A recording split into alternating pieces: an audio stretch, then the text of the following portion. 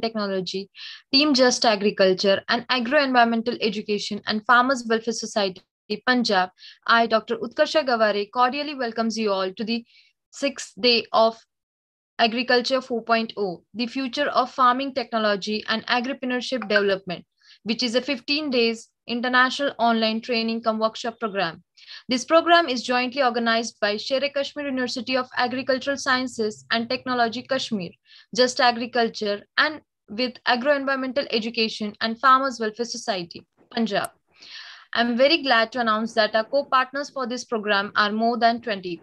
I must congratulate Team Just Agriculture for organizing such insightful training programs at regular intervals and for collaborating with such big universities within such a short span of time.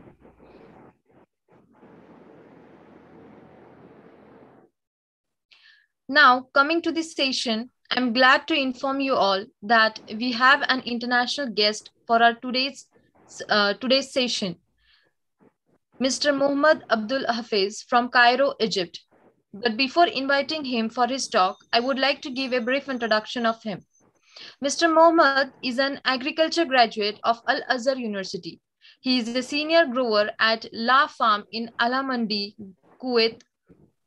Prior to this, he has worked as a production lead at Agrimatic Farms for Soilless Agriculture in Cairo, Egypt, and also as quality assurance officer engineer at Bio Garden Egypt for dried herbs, a leading company in herbs production and exporting in Cairo, Egypt. Our speaker has a good experience in growing veggies, either leafy and vegetables like lettuce, celery, tomato, cucumber, green, yellow pepper, and medicinal and ornamental herbs. Management and follow-up production, plant disease control, farming construction, greenhouse designing construction, post-harvest and packaging, system designing like aquaponics and hydroponics, seed nursery and germination, aquaculture production, good knowledge at quality management vegetable, post-harvest and seed storage. Today, Mr. Mohammad Abdul Hafiz will enlighten us about hydroponics. So now, without wasting much of our time, I cordially welcome Mr. Mohammad Abdul Hafiz to take the session. Please, sir, over to you. Thank you for the good, Dr. Hello, firstly. It's all my pleasure for this introduction for me as an agriculture engineer, Dr. Utkarsha. As she told us, in hydroponics in 2017 as a production engineer from the first. And now I'm a senior grower in La Farm, which is located in Kuwait, Wafra. Today I'm, as she told me, to talk about the hydroponics and what kind of crops we can production at this systems. Okay. Firstly, I want to ask one question, please. Is anybody here specialist in this? Doctor? Hello? Yes, sir. I ask you about all this participates a beginner in hydroponics, or have a good experience to start? Yeah. Sir, we have a mixed crowd. We are having beginners also and those who have basic knowledge about hydroponics also. So you can go from basics to advanced. Okay. Sorry. Okay. I will show you a video for a small project here at the first, and then I will talk about what is this. Okay. Let us. Okay. Then I will.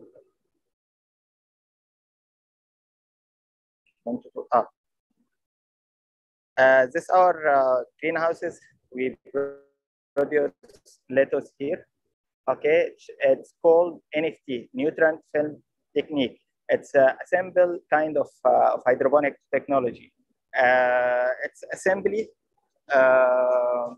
We have nutrient film here, which sorry, we have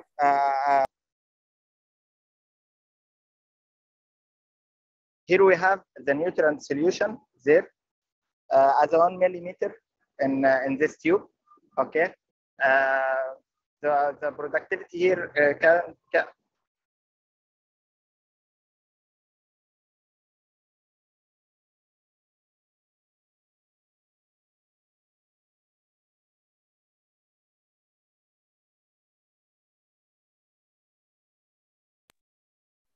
Hello, sir.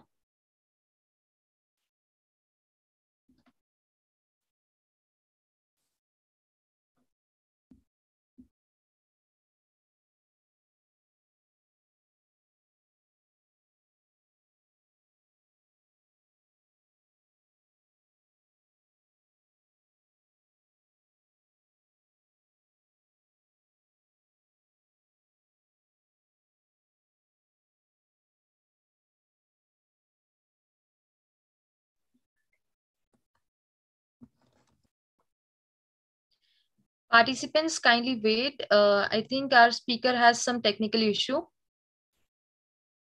We'll get back soon. Just a minute.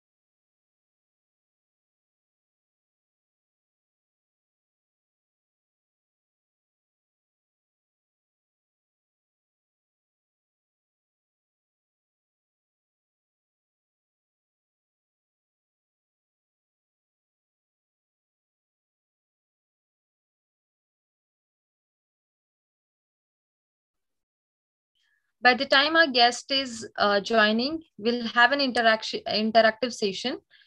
Anyone interested can raise their hands, can tell their queries or anything. I'll just ask themselves to unmute them and you can speak. Anshika Singh.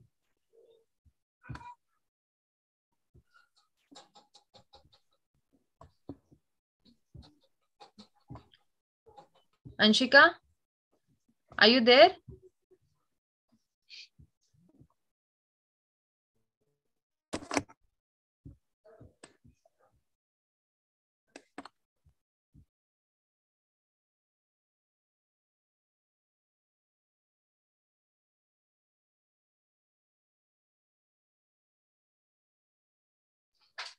Anyone other interested to talk can just raise their hands.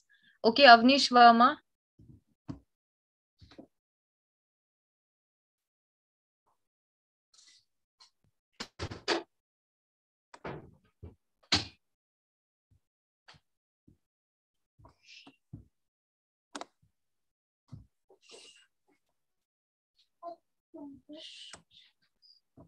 Vivek Kumar, Prakash Singh, any one of you can speak.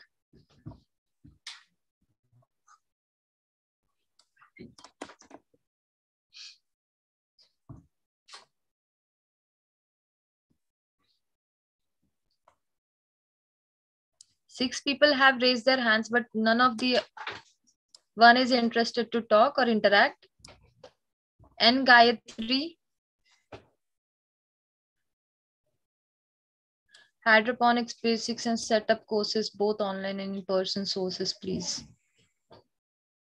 We can ask this question to our speaker for sure.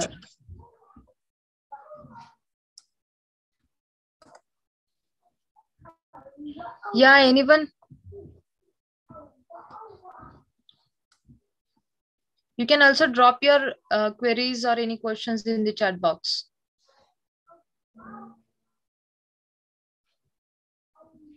Sushil Kumar.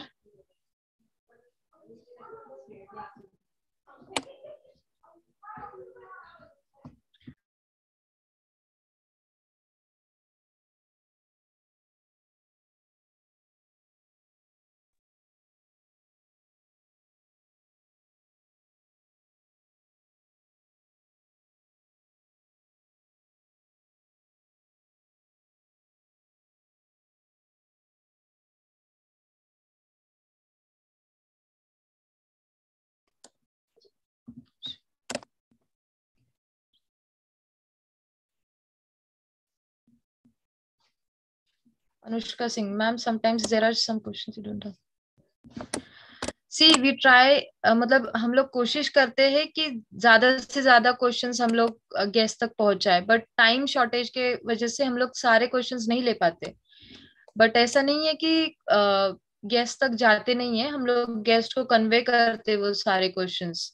अगर आपको कुछ दिक्कत है या फिर कुछ questions आपको लगते हैं कि ये इंपॉर्टेंट था और मेरे समझ में नहीं आया या फिर गेस्ट ने आंसर नहीं दिए, तो आप पर्सनली भी हमें मैसेज कर सकते हो. हम आपका जो क्वेश्चन होगा वो गेस्ट तक कन्वे जरूर कर देंगे.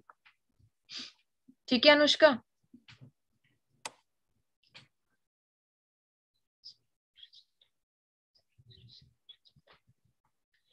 It's not like we ask our questions only. We ask participants questions. The questions asked by participants are only asked. Why we'll ask our own questions?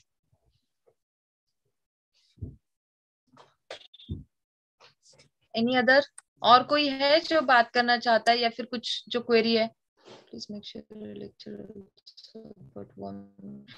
हाँ, आने वाले दिनों में वर्मी कंपोस्ट और बायो फर्टिलाइजर्स पे भी होगा, जरूर होगा सेशन. अभी 10 दिन है हमारे पास. One thing I want to add, कुछ लोगों की क्वेरीज हैं, कुछ यूजी स्टूडेंट्स कह रहे थे कि हिंदी में सेशंस चाहिए. तो ऐसा है कि कुछ इंटरनेशनल ऑडियंस हैं और कुछ इंटरनेशनल गेस्ट हैं, दे डोंट नो हिंदी, सो वो हिंदी में लेक्चर नहीं डिलीवर कर सकते हैं. ओके, और ज्यादातर मेजोरिटी ऑडियंस जो है वो साउथ से है, तो उनको हिंदी आती भी नहीं है. ठीक है, सो वी आर ट्राइंग कि आप दोनों को मतलब बेटर चीज प्रोवाइड कर सकें. एंड आने वाले दिन में कुछ सेशन ऐसे रहेंगे जो कोर हिंदी में भी रहेंगे. Vermi composting session is in full to Hindi. ठीक है, वर्मी कंपोस्टिंग पूरा हिंदी में रहेगा. मशरूम का एक सेशन आ रहा है, वो सारा हिंदी में रहेगा. उसके अलावा और भी कुछ सेशन आ रहे हैं जो प्रॉपर हिंदी में ही रहेंगे. ठीक है, बट कुछ सीनियर हमारे जो रेप्यूटेड गेस्ट रहते हैं, तो they can't deliver in Hindi. Okay, so I hope कि आप अंडरस्टैंड करोगे. और गेस्ट हमारे जल्दी कनेक्ट कर रहे हैं, so he is having some network issue. And rest कोई और भी आपकी क्वेरीज हैं, कुछ आपके सजेशंस हैं, so we can take it in the chat box. And हम अनम्यूट आप सबको इसलिए नहीं कर रहे, फिर पॉसिबल नहीं होगा ना, 300-400 लोग हैं, सभी एक साथ नहीं बोल पाएंगे ना. So that's why we are not allowing you to कि सभी बात करें, ठीक है। आप चैट बॉक्स में क्वेश्चंस ड्रॉप करते जाइए, हम आपकी क्वेरीज का आंसर करते जाएंगे, हमारी टीम है। एक ऋषिकेश कुमार कह रहे हैं अपकमिंग इवेंट्स। हमारी अभी एक इवेंट ड्रोन के ऊपर लाइंड अप है, फ्री ऑफ कॉस्ट है, आप सब रजिस्टर कर सकते हो, ई सर्टिफिकेट मिलेगा सबको। It is free of cost training, 7 days drone training, it will be live on the YouTube. So वो भी आप रजिस्टर कर सकते हो। उसके बाद हमारा नेक्स्ट मंथ एक ड्रोन ऑफलाइन इवेंट आ रहा है, it will be in 3 to 4 areas across India, in Delhi NCR, Hyderabad, Uttarakhand, Dehradun specially, as well as in Chandigarh. So you can also register for that, it is an offline event. As well as हमारी कुछ और conferences lined up हैं, international conferences. So जो भी assistant professor हैं, PhD scholars हैं, MSc scholars हैं, they can also join. Okay, warming up hosting session I hope next week रखेंगे हम। Okay sir, why we not use the same ID new upcoming program, question आपका proper नहीं है।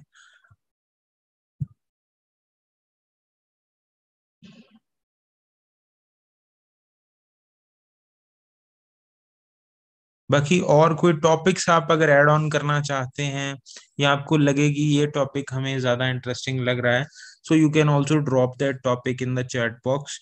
तो हम उस टॉपिक के भी गेस्ट जरूर इनवाइट करेंगे, या अपकमिंग आने वाले टाइम में न्यू ईयर में कुछ ऐसे टॉपिक्स पे भी ट्रेनिंग्स ऑर्गेनाइज कर सकते हैं। लाइक आपको लगे कि हाँ हमें मशरूम पे ऑफलाइन चाहिए, या हाइड्रोपोनिक्स कोई ऑफलाइन चाहिए, ठीक है।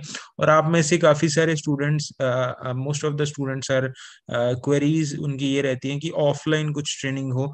ऑफलाइन में ऐसा रहता है कि एक्सपेंसेस ज्यादा हो जाते हैं, ठीक है, आपके रहने का, accommodation, hospitality, then food, everything. So it is a bit costlier for all of the students, as well as a few universities are not giving the permission to all the students. Parents are not giving permission, so that's why we try to provide you the online trainings. Drone training का आप register, जैसे आपने इसको register किया वैसे ही कीजिए। योगेश कोई question पूछ रहे हैं, so you can register like that simply. It is a Google form, you have to fill the details, that's it. One Vanshika is asking mushroom cultivation. Okay, we will try in future for the mushroom cultivation also.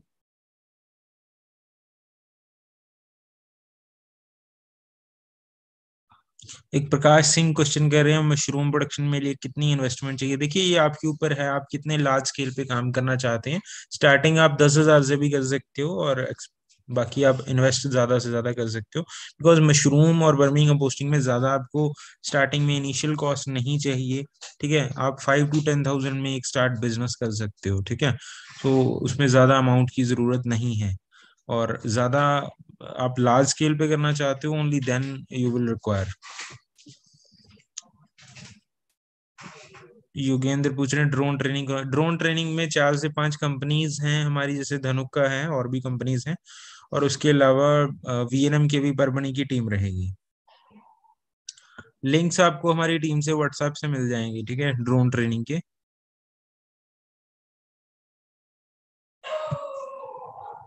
Anything else, कुछ आप पूछना चाहते हैं तो आप chat box में drop कर दीजिए। मीनवाइल हमारी टीम कनेक्ट कर रही है गेस्ट के साथ।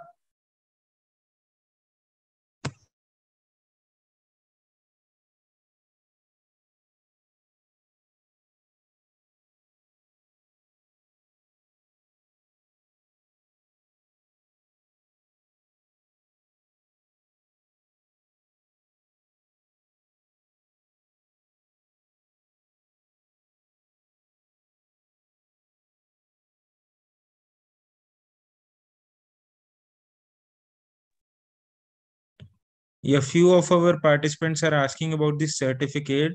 सो सर्टिफिकेट जो रहेगा हमारा, वो स्क्वेस्ट कश्मीर यूनिवर्सिटी का लोगो रहेगा, आईसीआर का भी रहेगा, और स्क्वेस्ट यूनिवर्सिटी के वाइस चांसलर सर के साइन भी रहेंगे उसके ऊपर। और जो ड्रोन वाला सर्टिफिकेट है वो वीएनएम के भी परभणी नाहिब के थ्रू रहेगा, ठीक है। और कुछ क्वेरीज और भी आ रही थी आप लोगों की, जैसे सॉफ्ट कॉपी सर्टिफिकेट कब मिलेंगे। So soft copy certificates will provide you within a week after the completion of this training. Like आपकी 25th को खत्म हो रही ट्रेनिंग, तो विद इन अ वीक आपको बाय मेल प्रोवाइड भी हो सकते हैं, और बाय व्हाट्सएप ग्रुप्स आप सबके बन चुके हैं, तो ग्रुप में आपको लिंक आएगा, वहां से आप डाउनलोड कर सकते हो, और अपने पास आप सेव कर सकते हो, ठीक है। और हार्ड कॉपी आपको नेक्स्ट मंथ विद इन दिसंबर आप सबको चले जाएंगे। और कुछ यूनिवर्सिटीज हैं जो अलाइड हैं हमारे साथ, जिनके एमओयूज हैं हमारे साथ, like neps, LPU, Chandigarh university, CGC, PAU, बहुत सारी यूनिवर्सिटीज हैं जो हमारे साथ मतलब कनेक्टेड हैं। तो उनके उनके यूनिवर्सिटी में भी जा सकते हैं, ठीक है। आप अपने हेड ऑफ द डिपार्टमेंट या डीन से भी कलेक्ट कर सकते हो। रेस्ट सबके आपके जो एड्रेस आपने फिल किए होंगे वहां पे ही जाएंगे, ठीक है। वो विद इन दिसंबर आप सबको मिल जाएंगे। Provide some successful entrepreneurs who gain more profit in less time. देखिए, सक्सेसफुल एंटरप्रेन्योर्स की बात करें तो अभी उनके लेक्चर्स काफी लोगों के लाइंड अप है। अभी आप लोगों के जैसे डेली 3 लेक्चर्स होते थे, आने वाले टाइम में 5 से 6 लेक्चर्स होंगे 4 to 8 में। सो आपको इंटरेक्शन करने का हम चांस देंगे। बहुत सारे एंटरप्रेन्योर्स हैं अभी जो आने वाले हैं, बहुत सारे एकेडमिशियन एक्सपर्ट्स आने वाले हैं। सो you can interact with them. और जहां तक प्रॉफिट की बात है, देखो एंटरप्रेन्योर और स्टार्टअप्स ये दोनों बहुत ही मतलब जो हम कह सकते हैं, जो ये अपकमिंग एक हमारा कल्चर डेवलप हो रहा है इंडिया में, इसमें प्रॉफिट मेकिंग को पहले नहीं देखा जाता, ठीक है। ये भी एक कंसेप्ट माइंड में रखा करो।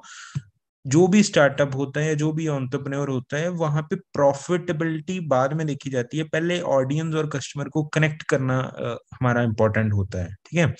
आप आज के टाइम पे किसी भी कंपनी का देख लीजिए, चाहे वो ओला है, चाहे वो बायजूस है, फ्लिपकार्ट है, any of the top 10 companies या स्टार्टअप्स फ्रॉम इंडिया, हर कंपनी लॉस मेकिंग है। चाहे पेटीएम की बात कर लीजिए, ठीक है। सो यहाँ पे जोमेटो की भी एग्जांपल ले सकते हैं। यहाँ पे क्वेश्चन ये नहीं है कि प्रॉफिटेबिलिटी ज्यादा क्रिएट करनी है। क्वेश्चन यहाँ पे ये होता है स्टार्टअप्स में कि आपको ऑडियंस ज्यादा से ज्यादा कनेक्ट करना है, क्योंकि उनका विजन अलग होता है। उनका होता है कि हम एक बार मोनोपोली बन जाए, हमारा एक बार ऑडियंस हो जाए, like Jio, we have I think 40% share in the Indian market, telecom market. So when you have the monopoly market, okay, then we will take the profit. Okay, so firstly, they just want to capture the market. I hope you will understand that point. Okay, so इन चीजों में profitability बाद में देखी जाती है. One query is that can you conduct one webinar on the smart farming for small scale farmers, land preparation, seedlings? Yeah, sure. We will definitely. One FDP is also we are conducting next month. It is for the faculties, and 3 to 4 more free events we are organizing in the upcoming days. Okay, so you all can register. Free certificate will be provided. E-certificate only, not the hard copy. Anything else? One usual has dropped message, since hydroponics needs very skilled farmers, so is there any training pro? Usual like ऐसा है कि skilled farmers जो हैं, इसकी कोई training नहीं होती, ये आपको एक्सपेरिमेंट खुद करना पड़ता है। लाइक मैं आपको अपना भी एक्सपीरियंस बताऊं तो हाइड्रोपोनिक्स में एक लाइट यूज करी जाती है इंडोर सिस्टम में। तो जब तक आप उसके ऊपर वर्क नहीं करोगे, आपको नहीं आइडिया होगा कि हम उसको कैसे कर सकते हैं, ठीक है। तो जो आप उसकी लाइट यूज होती है, तो कुछ फार्मर्स या कुछ एंटरप्रेन्योर्स या कुछ उस फार्म हाउस वाले व्हाइट लाइट यूज करते हैं, कुछ वो वायलेट या ब्लू लाइट यूज करते हैं, कुछ लोगों ने कस्टमाइज करा रखी हैं। ये चीजें आपको जब आप रिजल्ट लेते हो आपको तभी पता चलती है, ठीक है। जब आप लगाओगे उस चीज को, उसको एक बार देखोगे फिर ही पता चलती है। और जहां तक आपको एडवांस लेवल का है, तो आजकल एप्स आ गई हैं, ठीक है। Like we are using any of the app in our mobile phone, so it is very much easy and very much convenient. You just have to log in your phone in that app, and all the data, either it is how much nutrients it required, how much fertilizer we want to add in that, everything will be provided in that app. So it is not that much rocket science, it is very much easy. Okay, like we are using daily Instagram and YouTube, it is that much simple. Aditya has sent that any IoT. Yes, IoT sessions are lined up in the last week. Okay, IoT, agri boats, robots, then drones, all are lined up in the last week.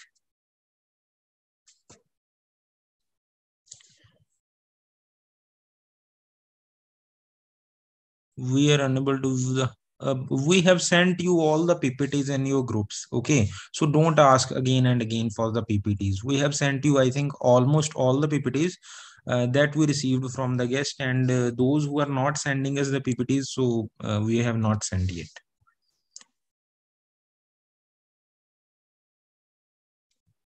Anything else you want to ask, you can just drop and let me connect with the guest.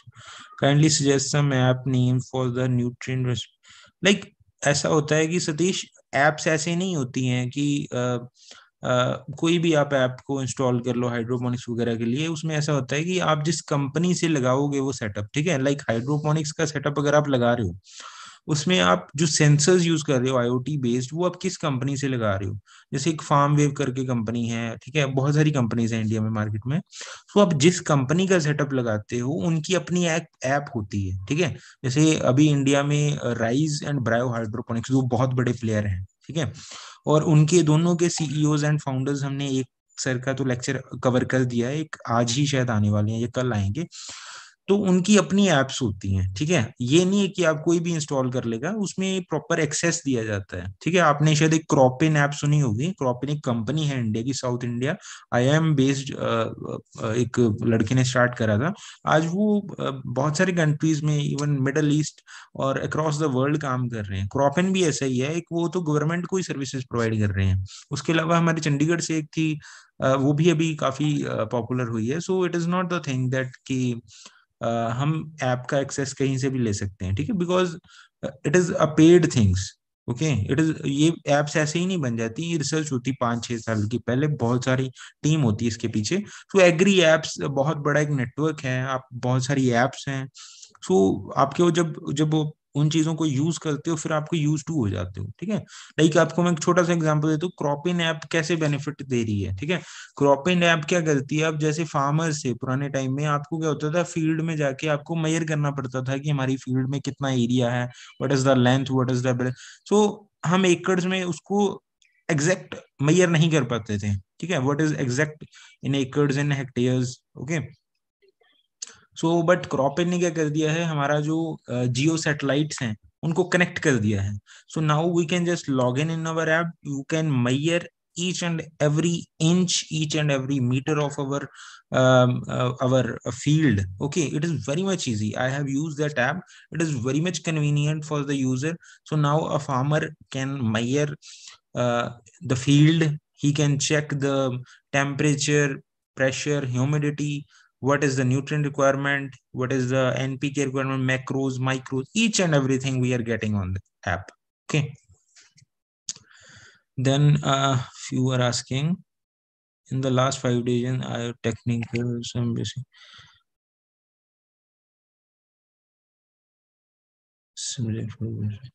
Someone is asking कौन सा subject JRF में लेना चाहिए। देखिए, उसमें अगर ऐसे question में हम जाएं तो आपका पहले इंटरेस्ट क्या होना चाहिए, वो है, ठीक है।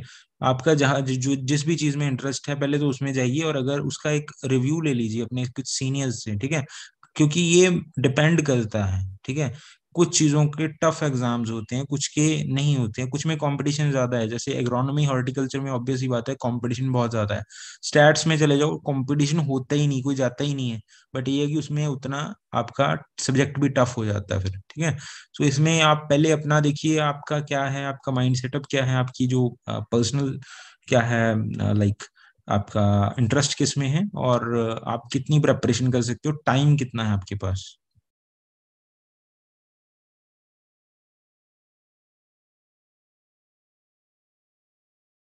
Few students are asking that they are having some technical issues and all, तो आप यूट्यूब पे ज्वाइन कर लीजिए, ठीक है। कुछ लोगों का पुअर नेटवर्क की वजह से जूम कनेक्ट नहीं होता है, या बार बार ऐप क्रैश हो रही है, तो you can join through the YouTube. few are asking for the app name, it is cropin, CROPIN, cropin, you can google. Utkarsha sir is joining. Yes, sir. He'll just join in 5 minutes. So I think Piyush is joined. yes, Piyush sir has already joined. Okay, I'll add. Okay. So for the next session, I would like to call Dr. Piyush to take over the session. Sir, I hope you are there.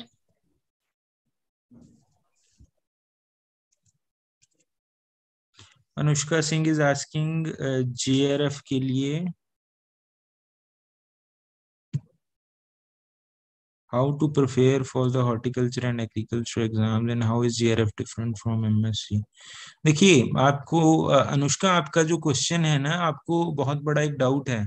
ठीक है, JRF का जो exam होता है वो BSc के बाद आप मतलब देते हो फॉर द एंट्रेंस। ओके, सो जो JRF का एग्जाम है, सो दो तरीके के एग्जाम्स होते हैं। एक होता है पोजीशन के लिए एग्जाम होता है, जो जॉब के लिए। एक होता है JRF SRF, एक पोजीशन होती है। एक JRF SRF एग्जाम होता है for the admission purpose in the ICR universities. Okay, so आप किसके बारे में पूछ रहे हो? ठीक है, एंड MSc में अगर एंट्रेंस आपको लेना है, फिर ICR का हर साल एग्जाम है, आप वो दे सकते हो। ठीक है, and if you are asking कि प्राइवेट ब्लॉकचेन टेक्नोलॉजी, या ब्लॉकचेन टेक्नोलॉजी का सेशन भी अभी लाइंड अप है। MSc एग्रीकल्चर प्राइवेट कॉलेज होती है, हाँ जी हाँ जी, इंडिया में भरे पड़े हैं, बहुत सारी यूनिवर्सिटीज कॉलेजेस हैं, बहुत जगह होती है। Suggest some upcoming offline, yeah, we are having offline conference in the January month and in the March month. Okay, then जो लोग कुछ प्रेपरेशन के बारे में पूछ रहे हैं, तो प्रेपरेशन में ऐसा है कि यूट्यूब पे एक दो चैनल्स हैं, लाइक एक डॉक्टर बिपिन सर हैं, IRI से साइंटिस्ट हैं, उनका आप चैनल सब्सक्राइब कर सकते हो। वहाँ पे आपको वो बुक्स भी सजेस्ट कर देते हैं और आपको एक पूरा स्टडी का पैटर्न भी समझा देते हैं कि आपको कैसे प्रेपरेशन करनी है, कौन सी बुक से प्रेपरेशन करनी है। इधर it is for JRF SRF PhD entrance exam, NET, ARS, कोई भी एग्जाम है। So you can follow his videos. So आपको वहां से आइडिया हो जाएगा। ठीक है, और बाकी प्रेपरेशन का self study is best for the agriculture entrance exams.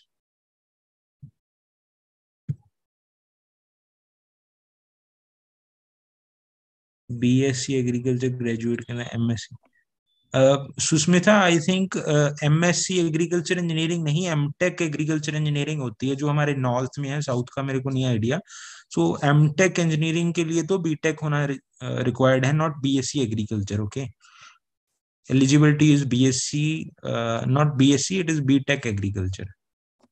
Sir, our guest has already joined. Okay, okay, So I by think which name? Professor Dr. Chandrakant Sharma. It is not. He's in the betting room. I have added Okay. Piyush sir, you can start.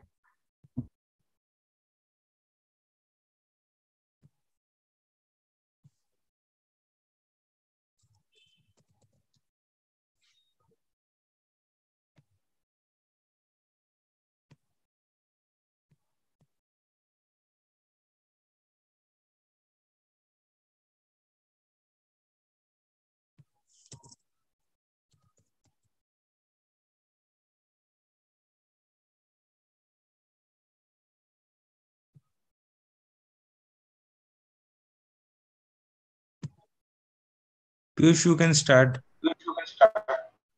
Yes, sir. Am I audible, sir? You are audible but not visible.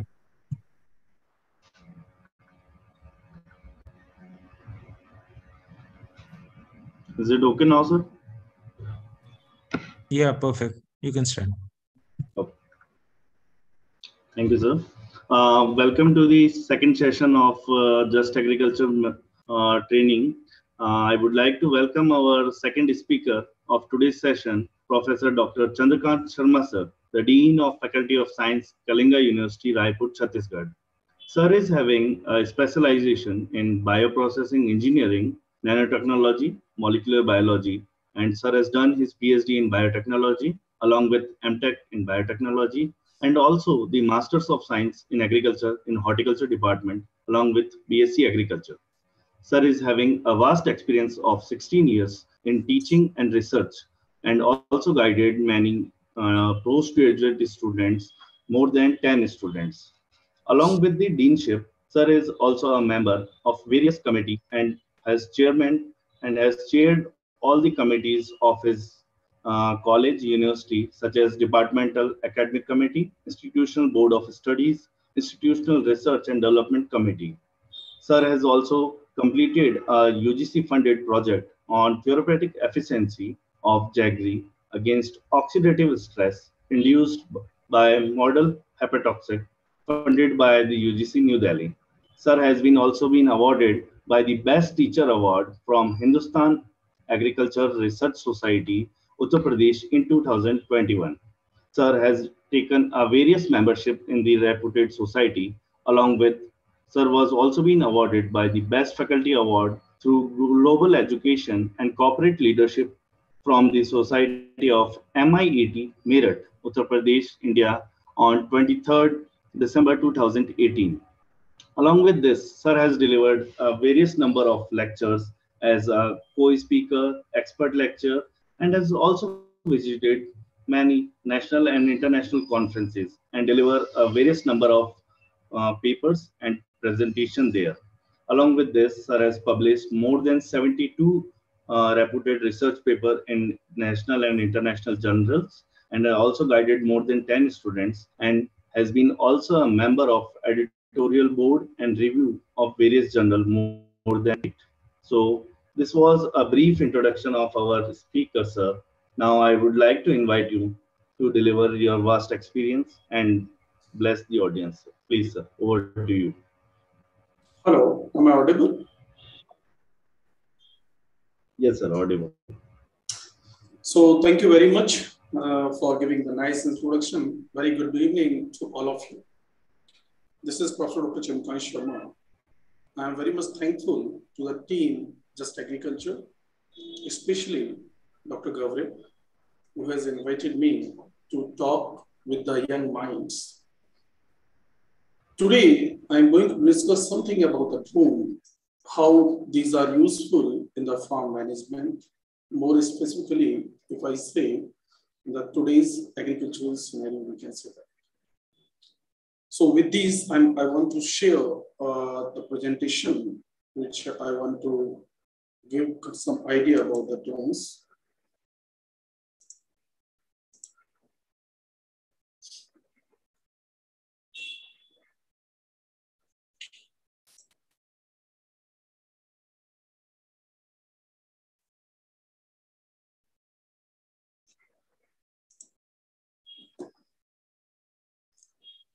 So is it visible?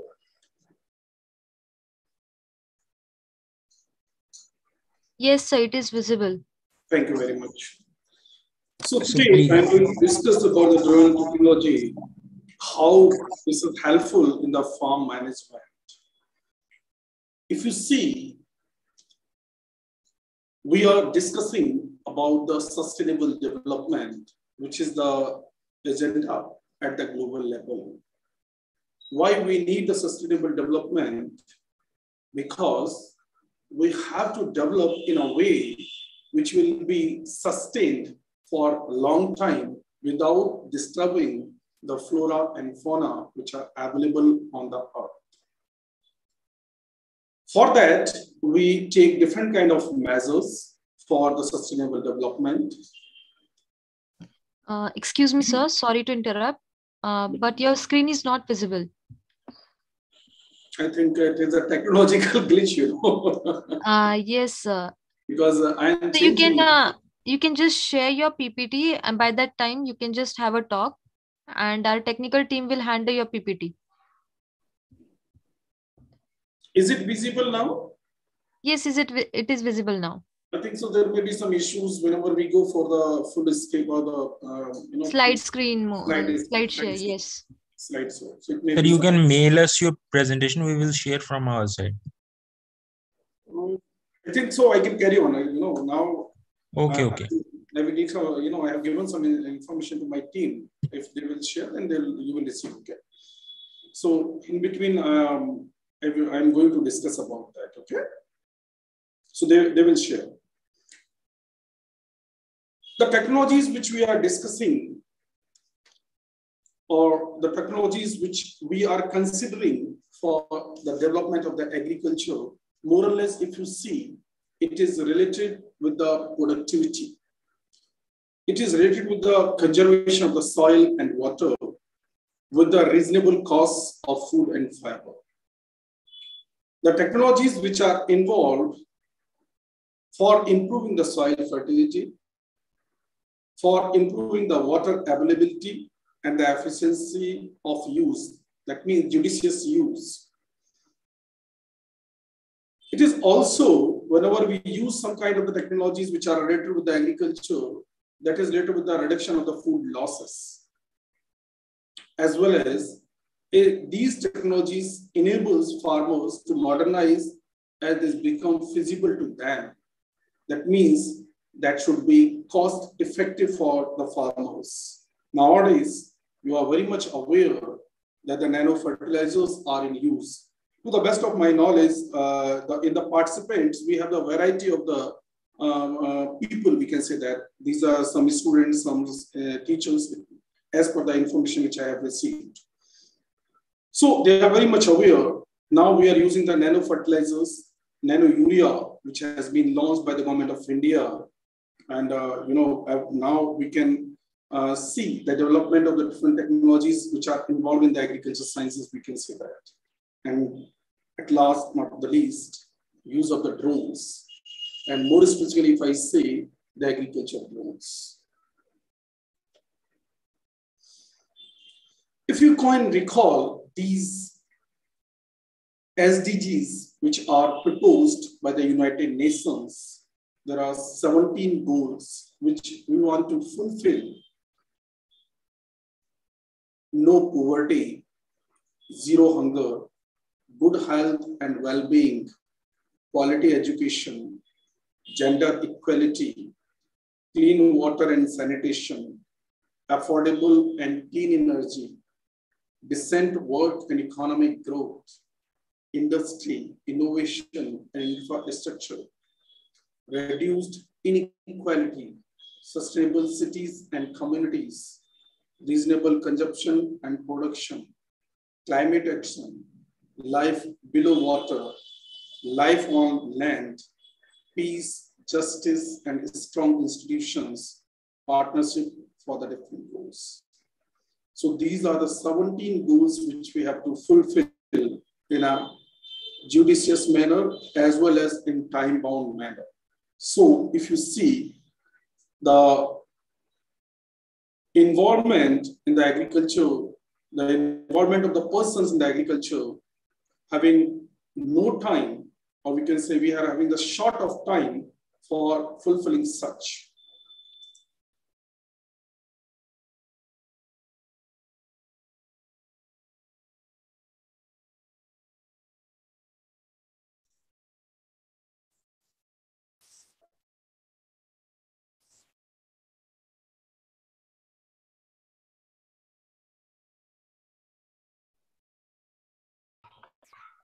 In that case, if you see, the drones will play the significant role for meeting such goals.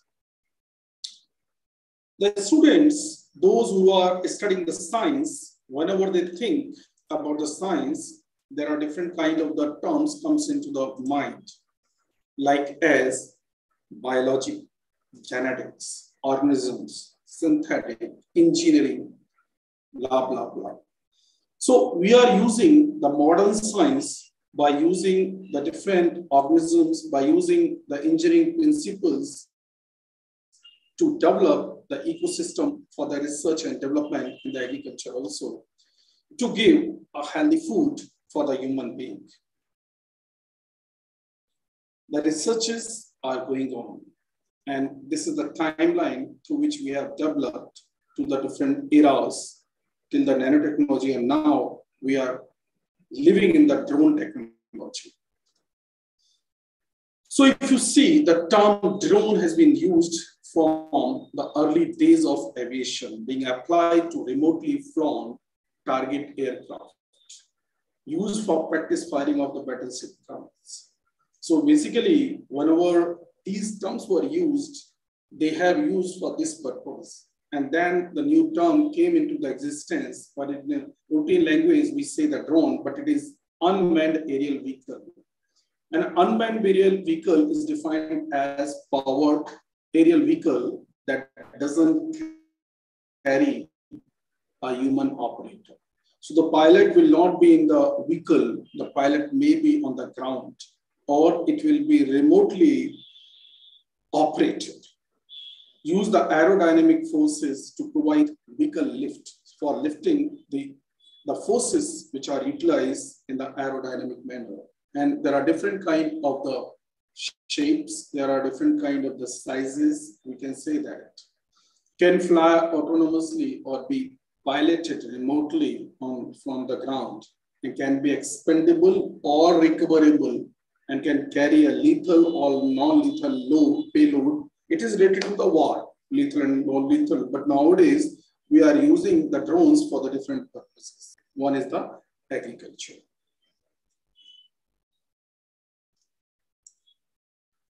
So you are very much aware about such drones which are carrying the camera. Nowadays, this technology has been developed very fast.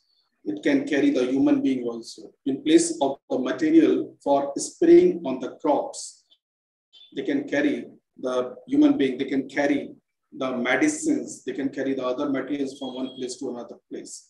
Recently, we came to know the government of India has been utilized this drone to shift, to transfer the different kind of the medicines in the remote areas, we can say. Agricultural drones. An agricultural drone is an unmanned aerial vehicle used in agriculture operations, mostly in yield optimization and in monitoring of the crop growth and the crop production. If you see, when the farmer is busy with the different kind of the operations for the planning of the crops, generally the monitoring of the farm takes much time. So this can be done by using these drones basically. The drones will capture the images, and through the image processing, we can identify the condition of the farm also. We can spray the different insecticides, herbicides with less time. Drones utilizes the different concepts of the science and engineering for making it viable, we can say that. Agricultural drones provide information on the growth, crop growth stages, crop health, and the soil variations whenever we utilize for that purpose. There are different companies which are working in this field, and they are producing these drones for the various purposes. Government of India is supporting by giving some kind of the subsidies as per the eligibility. Multispectral sensors are used on agricultural drones to image electromagnetic radiations beyond the visible spectrum, including near infrared and the short wave infrared for imaging purpose. I think you have seen such kind of the pictures in routine days nowadays through the social media or through the electronic media platforms.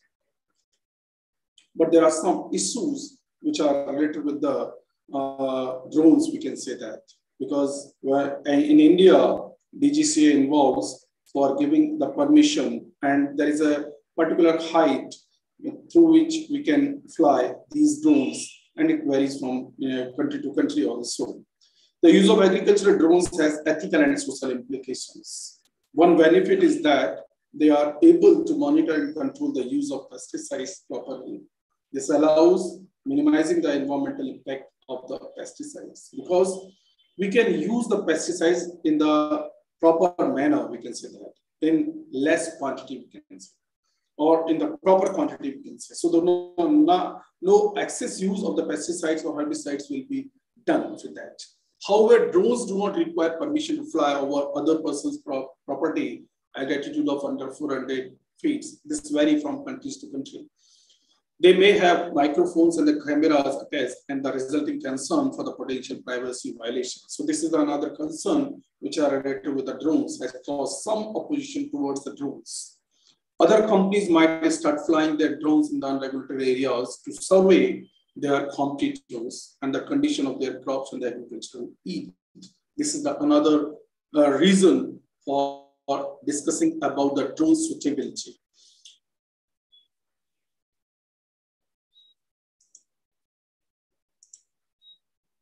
You can see whenever we are using such drones in the agriculture field, there is a large capacity for growth in the area of the agricultural drones. Because you see, in the south, we are having the large trees like the coconut trees. It's not easy to monitor these crops, we can say, by the human being. So we use the machine like drones for proper management, proper monitoring of these crops.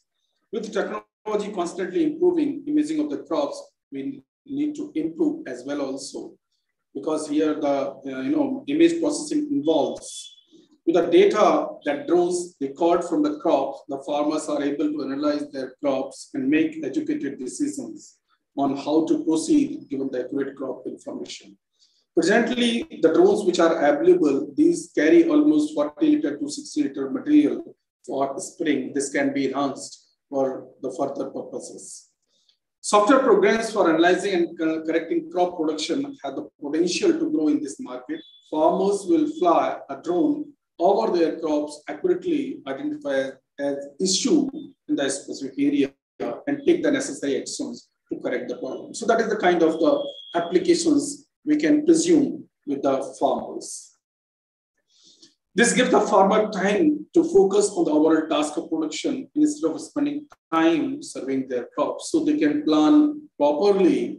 Additional uses include keep track of the livestock. So these drones are useful in the livestock management also, as well as they can do the surveying of their fences, as well as they can monitor for the plant pathogens. So in the identification of the plant pathogens or the insects, we use the different kind of sensors, and through the sensors we can sense the different maladies which are present in the crops.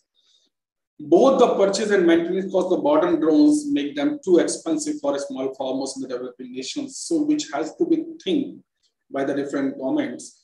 Like as there is an example of the Tanzania, pilot program in Tanzania are focusing on minimizing their costs because that country cannot bear such kind of a cost, producing agricultural drones simple and rugged enough to be repaired locally also.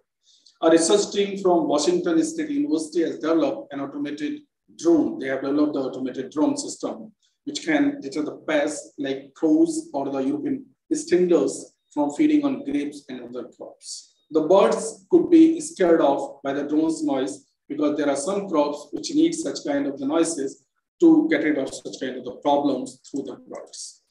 Now, if you see the mechanism of such kind of drones, there is a very famous company, AgriBot.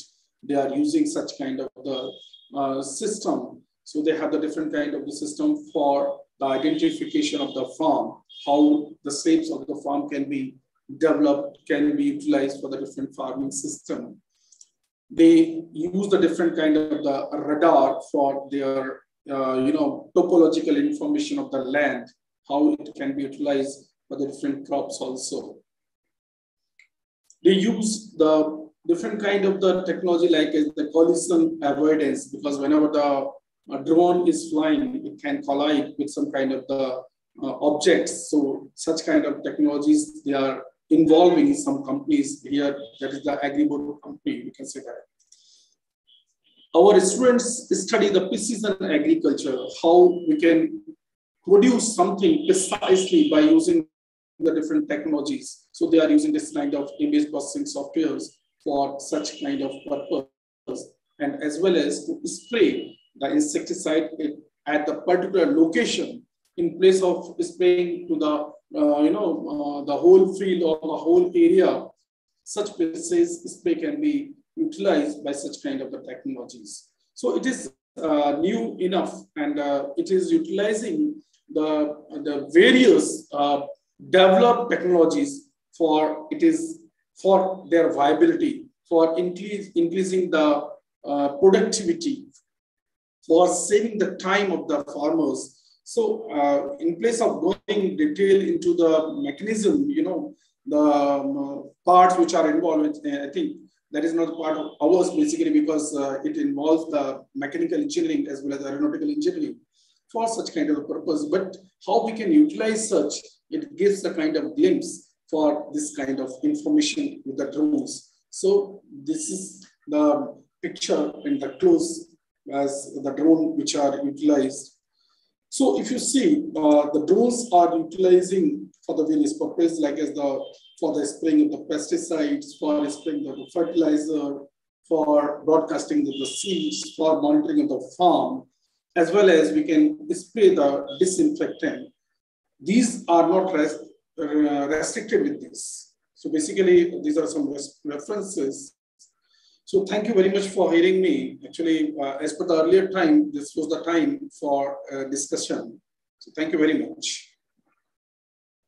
If you have any query, you can ask. Thank you so much, sir. Obviously, it was a brief and a well presentation. As we know, sir, these days drones are commonly used in our day-to-day agricultural practices and in university also, sir. And these drone private companies are providing the samples for the practical and exercise in the industries also. Is there any procedure or any schemes by which they used to provide it for the farmers field also for expert? Yeah, there are some schemes which are floated by the government of India. The KVKs or the agriculture universities are getting 100% support from the government to purchase these drones, as well as the FPOs are getting some kind of the subsidy, we can say, from the government for purchasing these drones. Even the individual can purchase with the specific percentage of the subsidy. So, like as the government is having this agriculture engineering department, through which they can hire some kind of the instruments for their use. This is the new, you can say the machine, we can say the flying machine, which they can utilize for this purpose. So there are good, possibilities for youngsters, those who want to develop such kind of a venture in future. So this is the new one. There are some companies which are coming up, and I had a kind of interaction with one of the company for these kind of drones, as I have quoted the AgriBoat also. So there are some companies which are coming up for this purpose, and the government is supporting. Okay, sir. Sir, can you just name some of the policies by the government of India which are being published for using the agriculture drones? Exactly the name of the policy I am not able to recall, but the policy which I have discussed about that, the gist of the policy which I am discussing with you, because they are supporting this. Yes. And as we can the see, name may be given by the government of India. Different state governments are also supporting. So the name may be different, it may be. Okay. And as we have seen that by using the drone, it's saving the time of the farmers and for better research experimentation. Is there any difference between this formulation and dose of pesticides while spraying through the drone or from the sprayers? Basically, if you see, the area will be large. So the dose will be almost the same. There is no difference basically, but it requires a precision, So in case of this requires the less pesticides basically, because we have taken the example of the nano urea, because the nanoparticles, cover the large surface. So the earlier urea which we were using or the farmers were using required large dose, but in case of this nano urea, we are using the less quantity of the urea. Same here with this. So precision spraying will require less amount of that, we can say that. Otherwise, the required dose will be same as per the requirement to kill the insects or to, withhold the spread of the disease, we can say. Okay. And sir, as we know that we are using drones from various variable heights. So when we used to spray from the drone, sir, it's obvious that there is a chances of spray drift. And what are the impacts on the non-targeted organisms? Sorry, actually the voice was disconnected. Sir, when we are using the drones for spraying in the field, sir, what are the chances of spray drift? And what is the impact on the non-targeted organisms? this may happen because the spray drift and the non-targeted organisms. For that, we have to study, which kind of the organisms are present, whether these are favorable or not favorable. We have to study before spraying that, as we do in the routine case also. That will be required. Okay. And sir, do you think Indian farmers will be using this upcoming technology in short span of time? Because yeah, as per my opinion, our Indian farmers are good enough and they are technology oriented. If you can recall, the combines which were used earlier by some states only, now throughout the India, these are utilized. So the future is bright. Yes, our farmers are good enough, and there are some policies which are coming up by the different governments, different state governments as well as the central government. These will, motivate the farmers to save some time for the next crop. So I think they will utilize it. And sir, as we know that using of drone approximately cost about 5 lakh and more sometimes, yes. And spraying cost is also increasing day by day. Yes. And the initial cost for using drone is quite higher. So practically, how will it be preferred for the farmers of rural areas of UP, Bihar, and all? I do agree. In general also. I do agree. The cost of the drone is almost 5 to 10 lakh because I was planning to purchase such kind of the drones for the university, and I had a kind of discussion on that issue. But it's the one-time cost, and the recurring cost will be different as per the utility of the drones. If I compare this with the time which is required for the spraying of the large farms, so they can go for the kind of collective farming, the cooperative farming, we can say.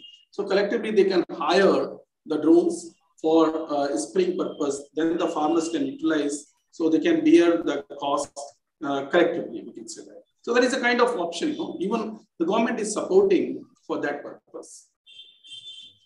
And I think, yes. Yeah. As we are using drone, there is a incorporation of high-tech implements and all. And also we can see that drone is working more as compared to the manual labor. So don't you think that implementation of drone will simultaneously lead to unemployment problem of farmers also? Very good question, because whenever we discuss with the students to develop such kind of the machines, the students also say such quotes, whether the machines will snatch the jobs of these. This was happened earlier when the computer came into the existence. That is the classical example. But we need some kind of the tools to expedite the process. We should take like that. We can save some time. And we need the operators, we need the different man forces for doing such kind of the work, So everywhere, if you see, the machines are involved. Nowadays, if you see, the roads are making by the fully automated machines. You can see on the highways also. So earlier, these were done by the different, manpowers, we can say. But now these are done by the totally by the machines, we can say. So this can be the example for the agriculture, and human being also settle with such kind of the development. They are, because for operating we need the human being, we can say that. No doubt skilled labor will be required for that, you can say that, other than the pilot, you can say. Yes, sir. And sir, we are seeing that in many of the conferences there are the drone projects and drone view they used to take after our inaugural session and all, and these companies which are manufacturing these drones, they are just providing a demo session to all. So what will be the current demand of drones in Indian agriculture? Exactly the figure I am not having, otherwise I can quote the figure, but yes, I have seen such kind of the scenario which has been observed at the different conferences, the companies which are giving the trials by giving the drone view. If you see that is needed, suppose, you are having such kind of the farm or the village, we can say the different villages, they may hire such kind of the services collectively, we can say that. So that kind of a demand, no doubt exists, as you have quoted. And sir, can you suggest some of the measures which we have to adopt for saying the unnecessary waste of pesticides while spraying through the drones, sir? Oh, that depends on the operating skill, basically. Yes. And as per the air, flow, as we measure during the, spraying of the insecticide, pesticide in the, during the teaching of agriculture education, we teach the students at what time we have to spray, in which direction we have to spray. Otherwise, there are some kind of the mechanism which can be developed by these engineers, how we can, protect the unnecessary waste of that. Pesticides. By using drones, can we save unnecessary waste of pesticides? Yeah, we can say that there may be some kind of attachments which can be developed, so the spray may be focused only. In so there is different sizes of the drone and the capacity of the tank also. But in general, yes, what capacity of the drones tanks are available and how much pesticide quantity in liters they can carry at the time of flying for a spray? To the best of my knowledge, whatever I have observed, it is highly variable from 10 to 20 liter to 40 liters. We have seen such kind of the literature through which they are spraying basically. So it's a highly variable, we can say. It depends which kind of the capacity that drone is carrying to lift off basically. So that will depend on that. It will depend on the rotors, which kind of the rotors we are using. So that will depend on it, basically. And accordingly, the cost will increase. Obvious, sir. And sir, one of our participants is asking, is there any process of training also government is providing to the for the new generation for giving them a skill according to it? Recently, I have or any industries?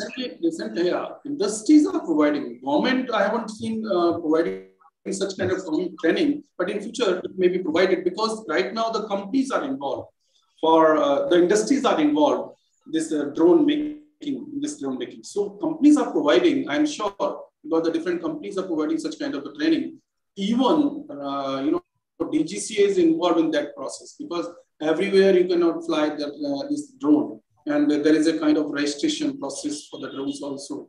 So no doubt there are some trainings, and those who are interested for the venture, which are based on this drone, they should take such kind of training. They should involve with this. Yes, I think so. Yes. Yes, definitely, sir. By seeing this present condition and research scientists, they are also keen interested for doing such short-term courses or training also. That's why they have suggested and asked our Just Agriculture team also to conduct one offline drone training. So that also we have scheduled in the next month. Yes, I have sir. seen that the material, and I urge all the youngsters, those who are pursuing the science, those who are pursuing even the engineering technology, must come forward with this technology, because this will, enhance the different kind of, the capabilities of these youth for developing a kind of venture or to be the entrepreneur that will support them. So I think I appreciate the team of the Just Agriculture, those who are thinking about such kind of training. I appreciate. Yes, sir.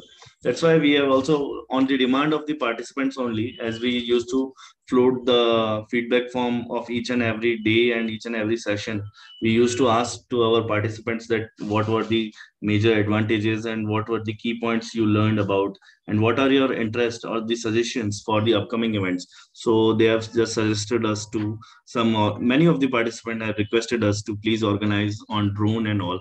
That's why meanwhile the ending of this training also, we have scheduled 7 days online training also for the participants in collaboration with Prabhani University. And sir, can you just, there's two, three questions more from the participants. Can you list out some of the recommendations?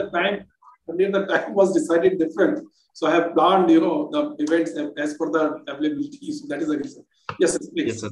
Just 2-3 questions more, please. No problem. Yes, sir. So, is there any recommendation from the Central insecticide board and registration committee for using drone for the pesticide application? The recommendations which have been given by the government of India regarding the application, there are not specifically we can say that, but yes, there are some recommendations which have been given.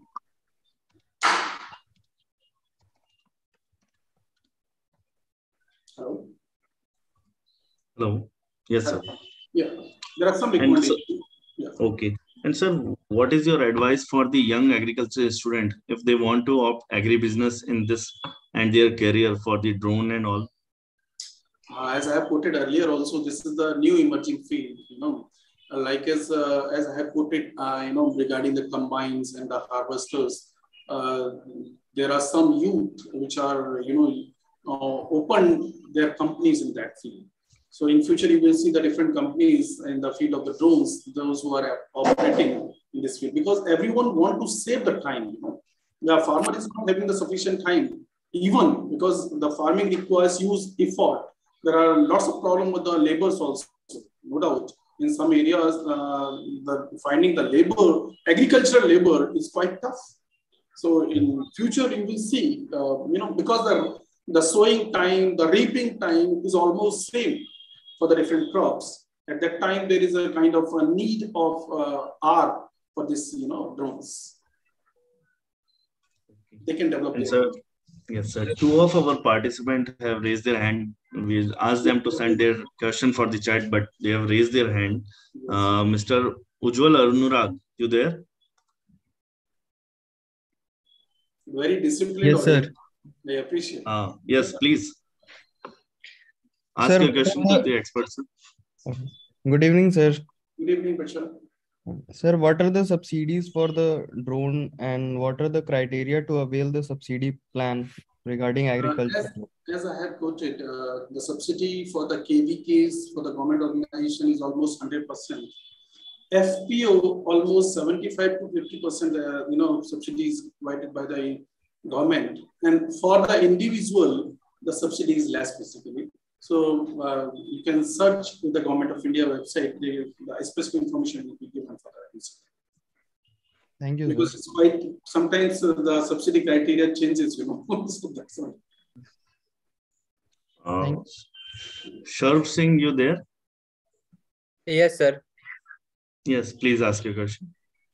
Good evening, sir. Good evening, Richard. Sir, my question is, according to you, at present, what are the major challenges to adopt drones technology for agriculture purpose? The challenge is one-time involvement of cost. It is costly basically, as well as the maintenance and the availability of and the parts. We can say that the drone itself is a kind of challenge, we can say, because it is not everywhere available freely for that purpose. Suppose, here I want to quote the example of the cars. If you purchase the Maruti, you will find the mechanic everywhere. But if you purchase a different car, then, I don't want to quote the other name also, then you will not find the mechanic for that. Otherwise, the drones are good enough, we can say that. The problem is the cost and the trained persons, which should be available. These are not. That's the reason. Sorry. Good evening, sir.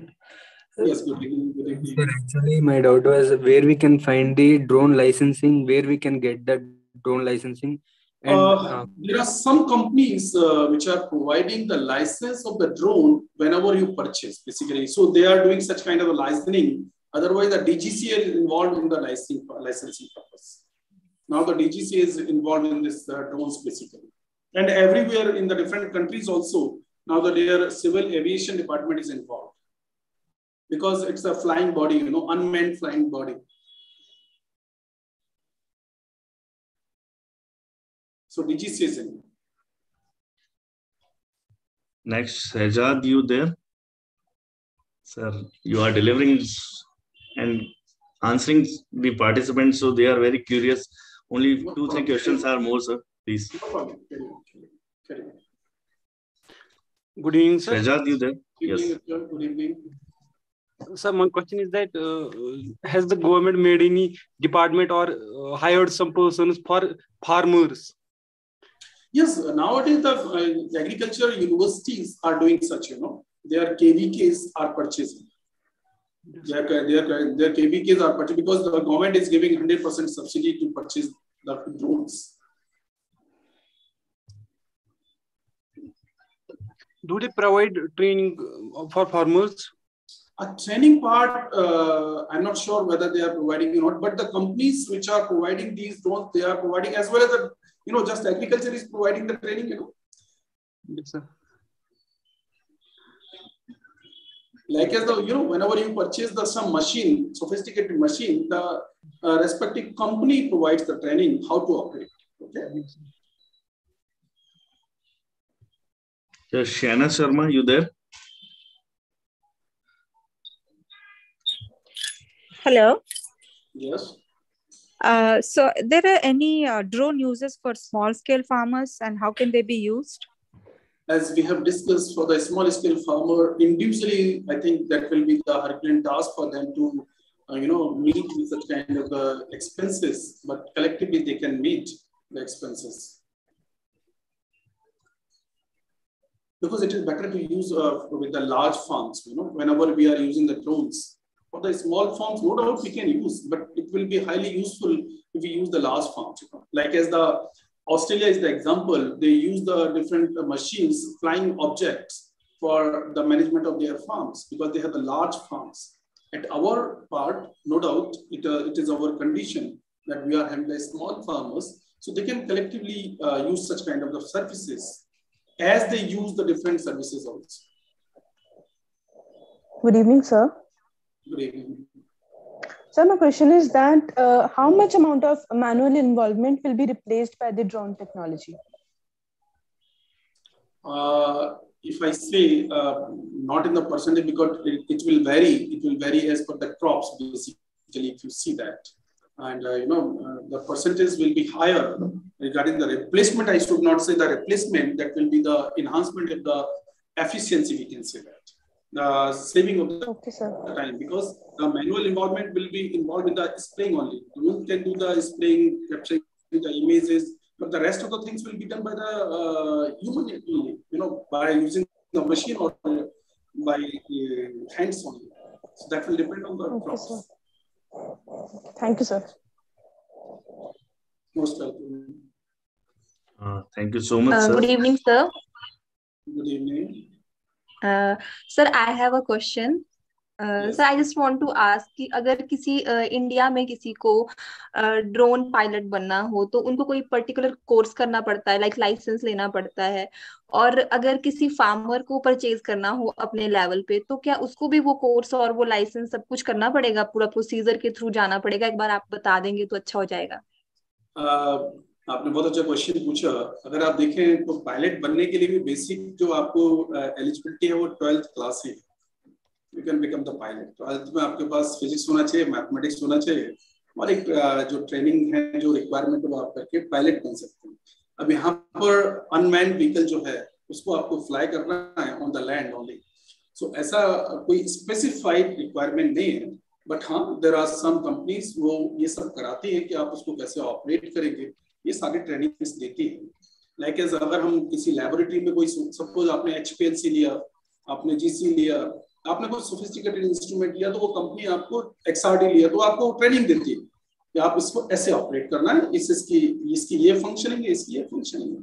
So that will be done. ऐसी कोई requirement नहीं। हाँ there is a kind of licensing, वो DGCA दे रहा है, उसमें license की जरूरत पड़ती है। Otherwise due to some problems we have the different flying objects. Sir जैसे स्मॉल फार्मर्स अगर अपने लेवल पे ड्रोन रखना चाहें, जैसे उनके पास लैंड ज्यादा हो स्प्रेइंग के लिए या हार्वेस्टिंग पर्पसेस के लिए, तो उनको भी वही लाइसेंस लेना पड़ेगा, right? They will have to go with the same process.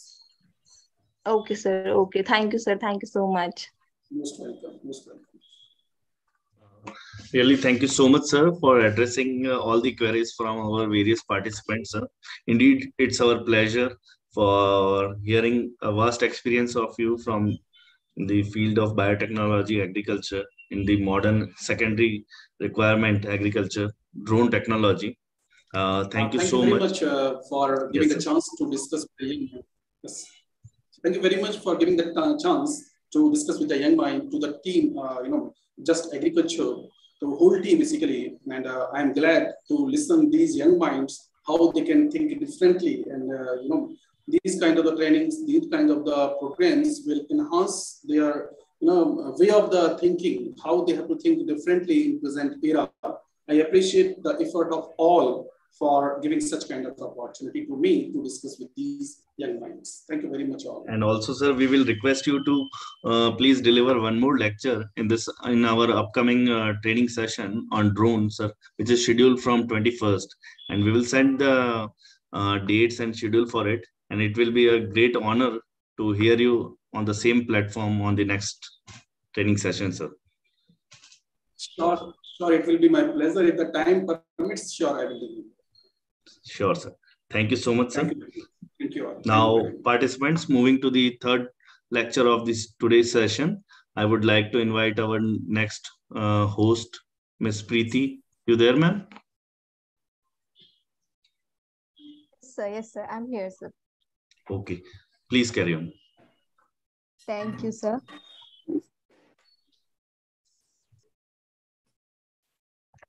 Sir, am I audible? Yes, Preeti, you are audible and visible. Please go ahead. Okay, sir. Okay, sir. Thank you so much, sir. Hope I'm audible to everybody. A very good evening, everyone. On the behalf of Sher-e-Kashmir University of Agricultural Sciences and Technology, Team Just Agriculture and Agro-Environmental Education and Farmers Welfare Society, Punjab, I, Preeti, cordially welcome you all to the successful 6th day of Agriculture 4.0, the Future of Farming Technology and Agripreneurship Development, which is a 15 days international online training cum workshop program. I wholeheartedly welcome to all of you.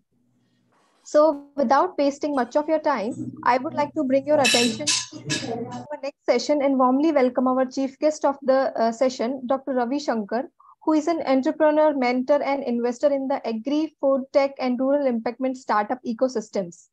Currently, Sir is a visiting professor at leading business institutes in India and abroad. Sir specializes in teaching artificial intelligence in business adoption, computer vision, and deep learning. He has also consults and drives data science-driven digital transformation initiatives at Fortune 1000 firms. Sir has over 3 decades of experience at the intersection of agricultural policy and data analytics. He has also struggled the public, private, and non-profit sectors in terms of work experience and organizational strategy. Ravi sir's past work experience includes ICAR, MX, Blackstone, Dell, GE, and PwC, evolving from mid to senior level leadership roles in analytics-led consulting, straddling multiple verticals like agriculture, banking, financial services, and insurance, healthcare, CPG, retail, and technology in the Indo-US corridor. He is also involved in fostering FPOs and driving innovation and technology adoption in Indian agriculture community across agricultural food value systems. We are very grateful to have you here, sir. So I would like to request sir to join the podium and address us. Welcome, sir. Over to you, sir. Thank you for the kind words and the introduction. Thank you. I'm it's my pleasure, and I'm excited to share my thoughts and experiences on this very unique, but I think very promising topic, how agri-tech startups can transform digital agriculture in India. Yes, so that's the topic, and I'll pull up my deck if that's okay. Can I share my deck? Please continue, sir. How do you need to give me the control to share? Okay, fine. Okay. Is my PPT visible? Not yet, sir. Not yet. Okay, just one sec. I need to share it. I'll go to the control, share screen. Okay, there you go. I think now it should be visible. Let me know if all of you can.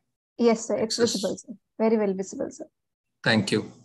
Again, on behalf of the organizers, which is the Sher-e-Kashmir Agriculture University, then their partners and Just Agriculture, And on my own behalf, I welcome you all to this session today. We'll be spending the next 45 odd minutes where I'll be essentially sharing my experiences specifically from a startup perspective, how agri-tech startups are disrupting the game and how they are reinforcing and accentuating digitalization of agriculture, and how agri-tech startups have a transformative power. They are real game changers. Startups in general, but agri-tech startups in particular, how they are changing the game, how they are extremely transformative, etc., etc. So with this, without further ado, I will dive directly into the deck. I'll quickly go through the slides. On some slides, I'll deliberately be slow. On some slides, it will be a breeze because that's the way I treat the subject matter. Yeah, and I would appreciate if all of you will allow me the flow. In the end, maybe 5 minutes or 10 minutes, we can have the slot reserved for Q&A as well.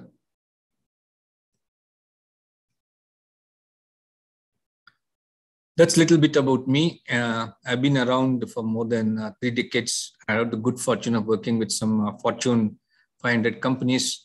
But you know, the key thing is I started my career with ICAR, the Indian Council of Agriculture Research, as an agriculture economist way back in the 90s.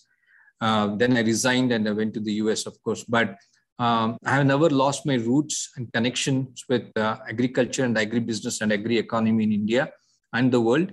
I've always remained and will continue to remain a farmer at heart. So with that, let's get started. That's about me. So the topic that I chose, and I was asked by Just Agriculture to choose a topic. They're so kind and good enough. So I thought nothing better than how agri-food startups, are transforming agribusiness in India. So the way I have sort of organized and structured my thoughts is into 5 sections, little bit of a backdrop. Context is everything. Important to have the context about the problem, the solution, etc., etc.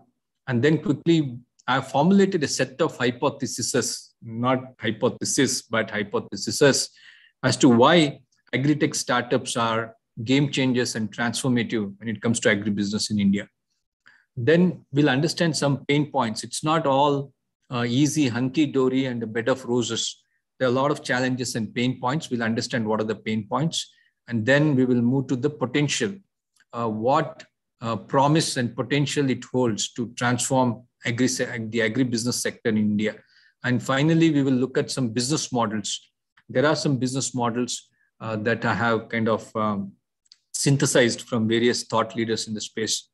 With this, we'll move to the crisis and the opportunity. So on one hand, we are facing global crisis thanks to the pandemic and thanks to the global geopolitical situation.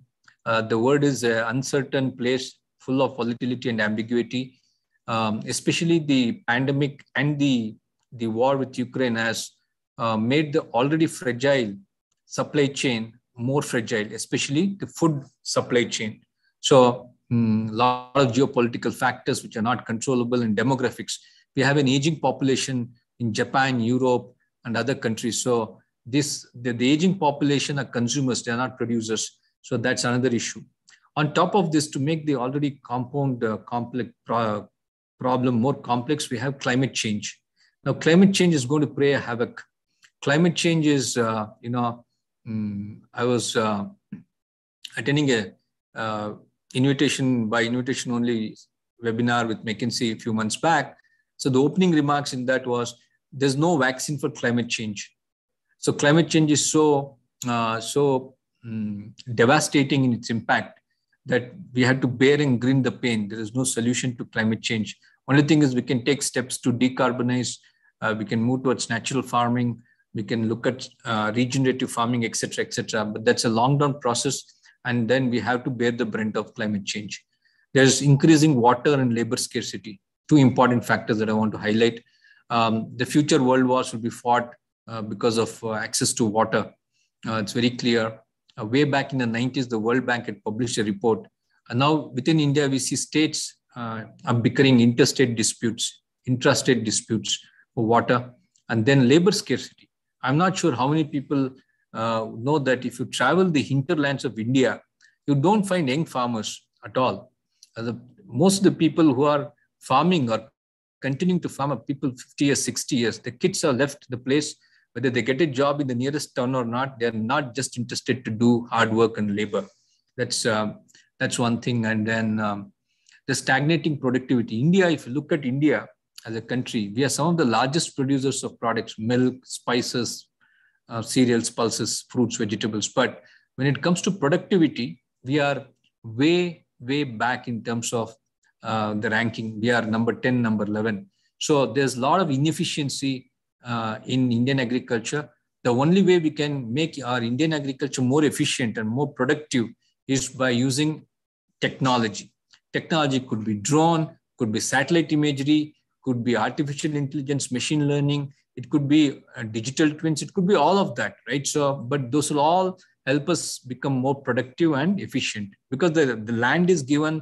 In fact, land is shrinking, water is becoming so scarce, labor is getting scarce. There are a lot of structural predicaments in Indian agriculture. Structural predicaments, what I mean by structural predicaments is, India is a country of 6.5 lakh villages. And you know what? 80 to 90% of farmers are smallholders, meaning they have a land holding of the size of less than 2 to 3 acres. That's been part of the issue. And agriculture is a state subject, for example. It's not on the concurrent list. And then there are the way the marketing, agriculture marketing happens. There are a lot of state marketing laws. So there are a lot of structural predicaments, not easy to solve. These are moonshot problems, as we call it. Then finally, affordability and accessibility. Just because we are producing 330 millions of wheat and rice doesn't mean it's accessible to everybody. Availability is one thing, affordability is another thing. So a lot of policies by the state, by the center, everything comes in the way of all of this. Now it's becoming a global issue as well. But the good news, these are the challenges. These are the pain points. But you know what? There's one solution, an effective, I would say, silver bullet, if you will. That is the startups, agri-food startups. The agri-food startups, they offer a ray of hope. One thing, in a dark tunnel, they offer a ray of hope. And then, you know, it has undoubtedly a transformative, game-changing potential. We'll understand how in the next few slides. All we need is an enabling policy framework from the center government, more so from the state governments, because agriculture is a state subject, to promote and boost agri-tech startups. Already central government has come to the slew of initiatives. I'm hoping that all state governments will take cue and follow and make it more stronger in terms of making the right policy environment for the startups to thrive. And then, for example, linking them with FPOs and FPCs, that can definitely turbocharge agribusiness. No, just in the Chinese lexicon, crisis also means opportunity. You know what? So within the crisis, there is opportunity. Yeah. That's how we need to look at it. And I'm a firm believer that the current global crisis is a great opportunity for Indian agriculture. Last year alone, we exported $50 billion, just to give an example, for agriculture commodities. Because of the Ukraine-Russia war, you know, between Ukraine and Russia, they account for 40% of the global wheat supplies and export. Because of the war, you know what, India was able to significantly increase the wheat exports by almost 3x the time. But then the government stepped in to ban wheat imports so that the price of wheat doesn't go up domestically, it doesn't shoot up. But again, all these are opportunities. Yeah. So what is the great global challenge? We call it the agricultural challenge, quote unquote. The challenge is to grow more food with fewer resources. So more with less is the challenge. What is more with less? There are 2.5 billion people worldwide depending on agriculture for livelihood. By 2050, we need to have 100% more food, yeah, because of the growing population. Currently, I was reading today in the newspaper early in the morning that the global population has hit 8 billion. By 2050, the next 25 years, we'll be touching almost 10 billion. So to feed 10 billion hungry mouths, you need to improve productivity by 50% and have 100% more food. So we're also losing arable land. There's a soil and soil destruction, the top layer of the soil, the productivity of the soil is going down in the past 40 years. There's 90% growth in crop production because of high improved yields and increased cropping intensity. This has to become 150, 200%. Also, the per capita consumption of food that is wasted and lost is getting more and more in developed nations like Europe and US. And finally, up to 40% of the food potential is lost due to pests and insects alone. So half of what we produce almost goes due to the onset of pests and diseases. This is the grand agricultural challenge. And as you can see, one farmer used to feed 15 people in 1950. By now, he has to feed around 200. The same farmer has to feed 200 consumers. As population is growing exponentially, technology is advancing, but not at the rate that we want. Technological breakthrough is linear almost, but the population growth is exponential. That's part of the problem. Yeah, we have to feed 9 to 10 billion by 2050. Therefore, that means 50 to 70% improvement in food production. So 50 to 70% is not a linear growth. You need exponential growth.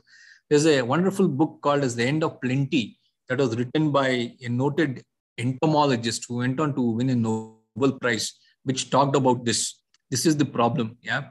As you can see here, if you look at 3 scenarios, low, medium, and high, color coded in light to dark blue, right from 1950 to 2050, right, 100 years. This is a clear, this graph clearly tells you how the world population is growing. Even if you take a lower estimate, we stand at 8 billion. We already hit 8 billion today. Yeah. And if you take the more aggressive estimates, by 2015, we'll be touching 10.5 billion. Yeah. So this can only get more and more. The question is, how can agriculture support? Agriculture, remember, will provide food, fodder, medicine, and fiber and fuel. It's the only industry which can produce all of these wonderful things, right? So more population, more per capita consumption, but productivity is stagnating. In a country like India, India is increasingly going to become the football for the world. And, if you go back in memory, we should give all the credit to Norman Borlaug, the scientist who collaborated with Dr. M.S. Swaminathan, and who is the credit should go for triggering green revolution. For those people who are in 50s and 60s, they will understand not very long back, 30, 40 years back, India is to go with a begging bowl to the United States to ask for rice and wheat. It is called a PL 480 scheme. And US is to ship grains which are rotten that even the rats and the cattle wouldn't eat. That was the situation. But because of Dr. Norman Borlaug and Dr. Swaminathan, the Indian Council of Agriculture Research, in the 60s and 70s, we triggered green revolution by the dwarf Mexican and rice varieties, which made India self-sufficient in cereals. Then that went on, rubbed on to pulses, legumes, etc. Of course, we fall short in oilseeds and pulses as seasonal, but that triggered the whole agriculture revolution for us to become not only self-sufficient, but also we are exporting a lot of stuff. Norman Borlaug is credited as saving 1 billion lives. Everybody talks about unicorns, saying that if a unicorn, a startup is valued at $1 billion, it becomes a unicorn. Who can get the credit of saying 1 billion lives? Nobody. It's this unsung geneticist, the agricultural scientists from Mexico, and a whole bunch of unsung heroes in Indian Council of Agriculture Research. The issue is this, right? If you take the major crops, the productivity has been stagnant. It's growing, but not at the rate at which it should grow. The rate at which it should grow is captured as dotted lines. The rate at which the technological breakthrough, hybrids, yielding varieties, etc., crop improvement, genetic breakthroughs is happening at a very slow pace. And that's the part of the problem. Yield is part of the problem. Crop yield must increase. There's no other way. Only way you can increase productivity and bring in efficiencies by improving the yield. Land is shrinking, water is getting scarce, labor resources are scarce to come by. The only way you can meet the demand is increasing productivity. Productivity comes only through genetic improvements, etc., etc. So, but the good news is that it is possible to do what we are set out. The problem can be cracked. It can be solved. There is potential to feed 10 billion. This is what Norman Borlaug told in the 1960s. He is the famous Norman Borlaug.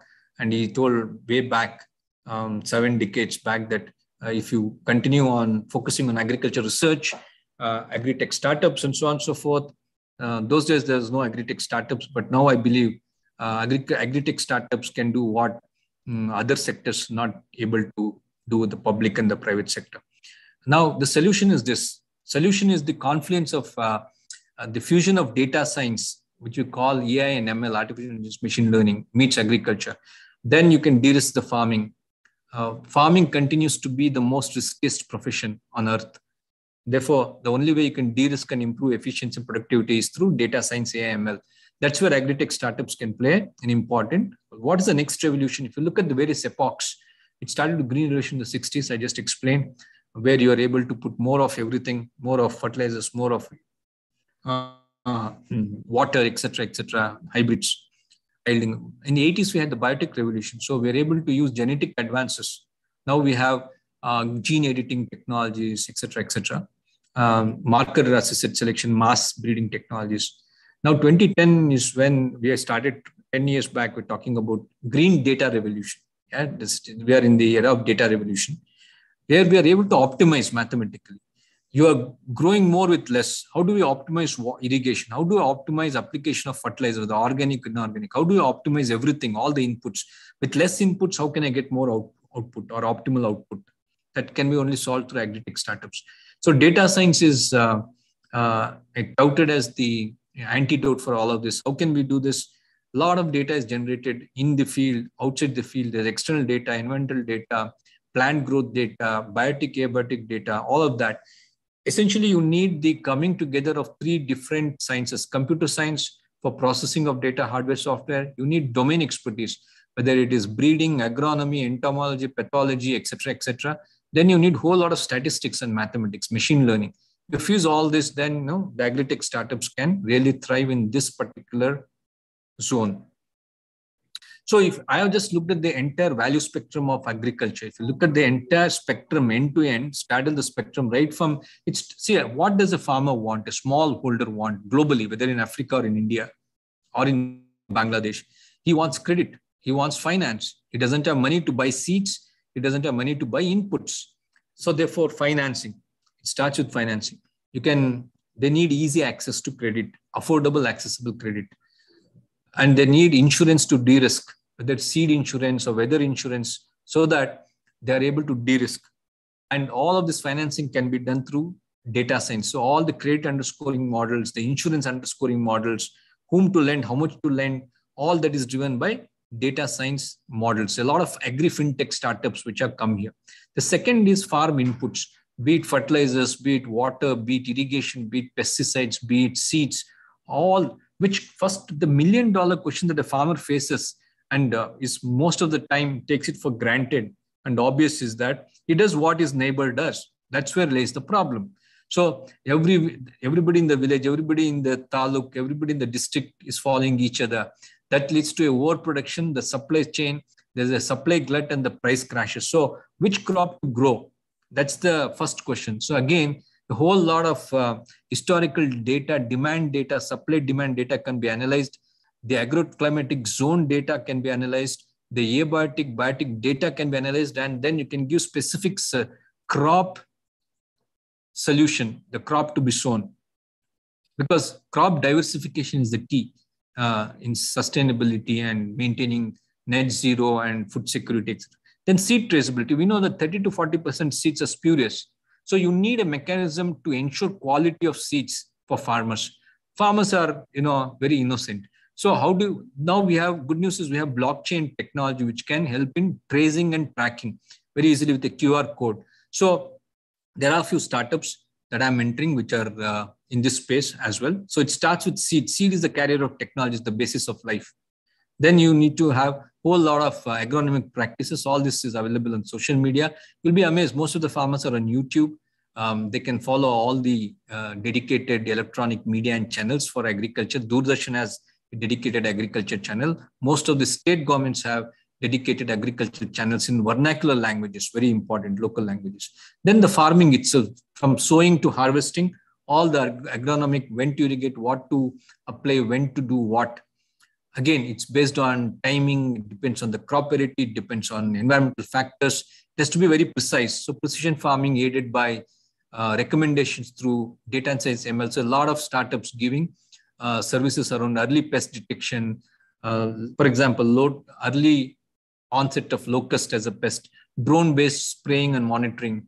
All of this is being enabled by startups. then many farmers cannot buy equipment. So you can customize and lease. So a couple of startups there that are coming. Precision farming, I told you, right from drone to satellite imagery.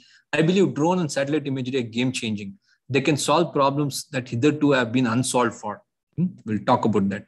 How do you monitor? Can you forecast yield? You have to monitor crops every hour, every day of the week, every week of the month. And we can forecast the yield and price that could potentially be harvested. And finally, the equipments we talked about it. Then finally, on the demand side, it boils down to getting a good price, the selling and distribution. You grow the crop, then you want a good price. So where do you sell? When do you sell? All these questions can be answered through data-driven analytics startups. Product traceability, if you have a QR code and a product, mango is grown in a particular district in Karnataka or UP, then you know what? These consumers, whether domestic consumers or exporters, they are willing to pay premium, provided you know where the commodity is grown, which farm it's grown, and when do you harvest, what time you're harvesting. Harvesting the first week of July or the second week or third week makes a lot of difference. Then you can realize the right price as well. So timing of harvest, aggregator market. So marketplaces or aggregators. Now we have a lot of aggregators. Most of the, unfortunately, initially when the agri-tech startups began to come on the landscape 4 to 5 years back, everybody is an aggregation. They just aggregate the output or input and supply and put a margin. But you know what? They are also providing a good service, but you need only aggregation will not help. Aggregation is a part of the solution, not the whole solution. But you need aggregation services for inputs, for outputs also. Yeah. And finally, FPOs. If you can link the agri-tech startups to the FPOs and FPCs, then that's a game changer.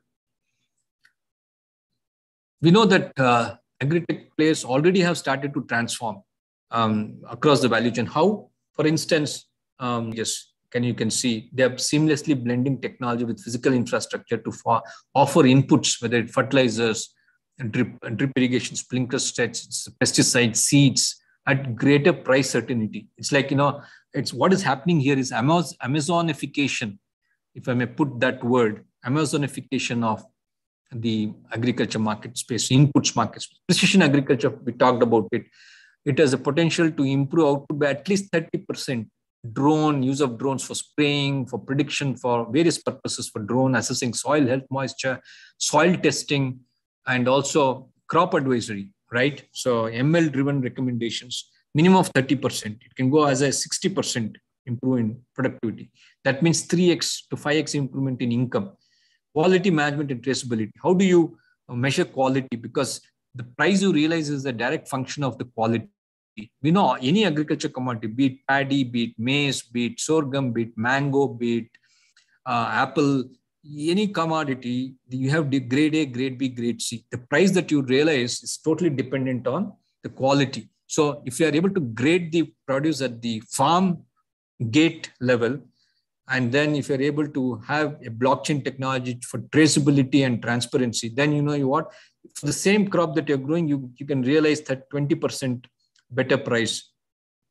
So you have supply chain technology on the supply side, right from seeds to farm machinery to soil testing, etc., to market linkage, which is the demand side. Yeah.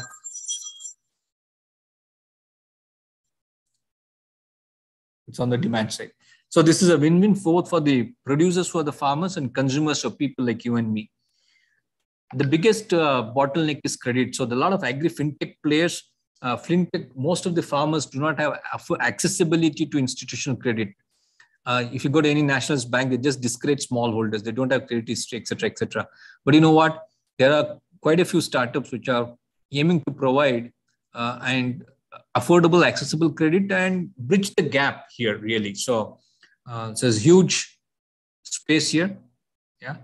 Now, if you look at different pain points, I've listed all the pain points to the left-hand side. You can read this plain, simple English, and hear which part of the agri-tech segment is offering the solution to this pain points. And the market potential in India, it is touted it's a $25 billion market. For agri-tech startup is a $25 billion market. It's a lot of money. It's half of all the agri exports we did last year.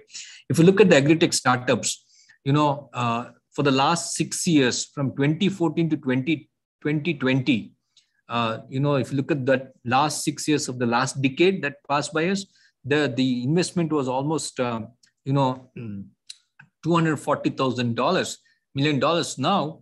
In the last 1 year, which is the starting of 2022 till now, November 2022, in the last 7 to 9 months, the combined investment in agri-tech startups is more than the last 6 years. Last 6 years, like I told you, it was almost 240 million.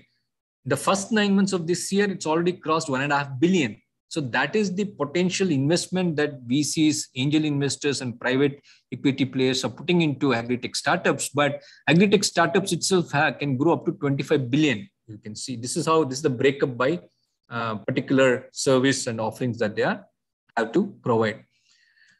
This is a slide that I took from Niti Aayog. There are a lot of problems. All the problems I have put it in one slide, from financing to farm inputs to the agronomic practices, and this is on the demand side. These are all the problems. I've color-coded the problems into high impact as dark blue, low impact as light blue. Access to credit, soil fertility, providing crop advisory services, all this, reducing wastage in supply chain, also high impact. For every startup that is there, there's a great possibility that they can become unicorn. Major changes cannot be driven by technology alone. Technology is a panacea, but it is not the only solution. It has to be combined with domain expertise, etc., etc. What are the few challenges? I told you it's not all hunky-dory. There are some problems. The biggest problem is getting clean data sets. Though a lot of improvements have taken place in the last 5 to 10 years, public sector, private sector. So the other problem is every state has a different language, and every 100 kilometers, the dialect changes. That makes it difficult for normalizing the data and getting it to the same standard. Acceptability and adoption. It's not easy, right? Farmers are not easy to change. How do you gain the trust of the farmers? This is only possible through agri-tech startups who are nimble, agile, and willing to go the extra mile and convince. Yeah, these are all the problems. I have formulated few hypotheses for today's session. Why agri-tech startups have power to transform agriculture, right? I am a firm believer in conviction. One, startups have the power to transform. In general, agri-tech startups all the more specific. Two, startups solve a real problem and they are innovation driven. A startup is a startup only if it can solve a practical, pragmatic problem, not an armchair theoretical problem, as opposed to research and universities and theoretical settings. They're also innovation driven. Say, as a startup, by default, you have to look at something different and new. Otherwise, you are not a startup, right? So you're also ran. Startups are also driven and energetic. See, most of the startups are by people who are young. They have all the energy and passion. They work day and night. They do not have, they don't give a damn about hierarchy, etc., etc. They're extremely energetic. You need all these qualities to transform any sector. Agri-tech startups can usher in what is called as Agri 4.0. Today, we are in the era of Industrial Revolution 4.0, IR 4.0. What is the Industrial Revolution 4.0? It started with IR 1.0 two centuries back. Steam is what drew Industrial Revolution IR 1.0. Power or electricity was what was the key driver for IR 2.0. IR 3.0 was about automation and electronics. IR 4.0 is about artificial intelligence, machine learning, blockchain, cloud computing, IoT, digital twins, all of this put together, robotic process automation. This is Industry Revolution 4.0. We are already in the midst of IR 4.0. Application of IR 4.0 to agriculture means Agri 4.0. The use of drones, use of satellite imagery, use of portable soil testing devices. All these are recommendation engine for crop advisory. All this is Agri 4.0. Agri-tech startups also can bring in efficiency. I told you, only way to improve productivity is through improving the efficiency. The only way you can improve efficiency is through technology and agri-tech startups. Also, they can address moonshot predicaments. Moonshot predicaments, like I mentioned earlier, are structural problems that are not easy to solve. You cannot see size of holding. You cannot. Whether agriculture is a state or central subject, you cannot. But for all of those issues, which are not solvable for 50, 70 years, now there's a ray of hope. Agri-tech startups have begun to solve the problems which have been not solved. If they were easily solvable, somebody would have solved it for 70 years, right? So food tech startups also can turbocharge agribusiness while balancing SDGs and ESGs. Today we have to be conscious about the ecology, environment, and the sustainable development goals. We have 17 of those. Today, we have to leave a planet in a shape that is better than the one we invented for the future generations. We are also in the era of ESG. We have to decarbonize, net zero. This is all what agri-tech startups can also play a major role. These are the reasons or hypotheses why I believe agri-tech startups have the power to change. What is the rationale? Why should we study the role of agri-tech startups to transform agriculture in India? The rationale or reason to spend the next 20-25 minutes is it is a sunshine sector. It's a sector that is coming up in the last 4-5 years. In the last 1 or 2 years, it's seen a lot of action. While there's gloom and doom, they say that there is a winter setting in from an investment VC perspective.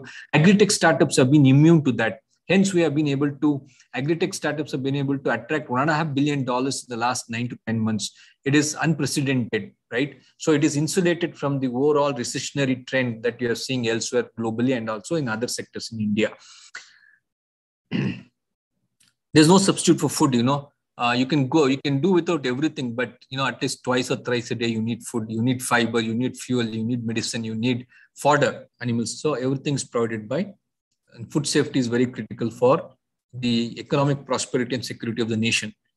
Agriculture continues to be the backbone of India. I told India is a country of villages, 6.5 lakh villages, 14 million farmers.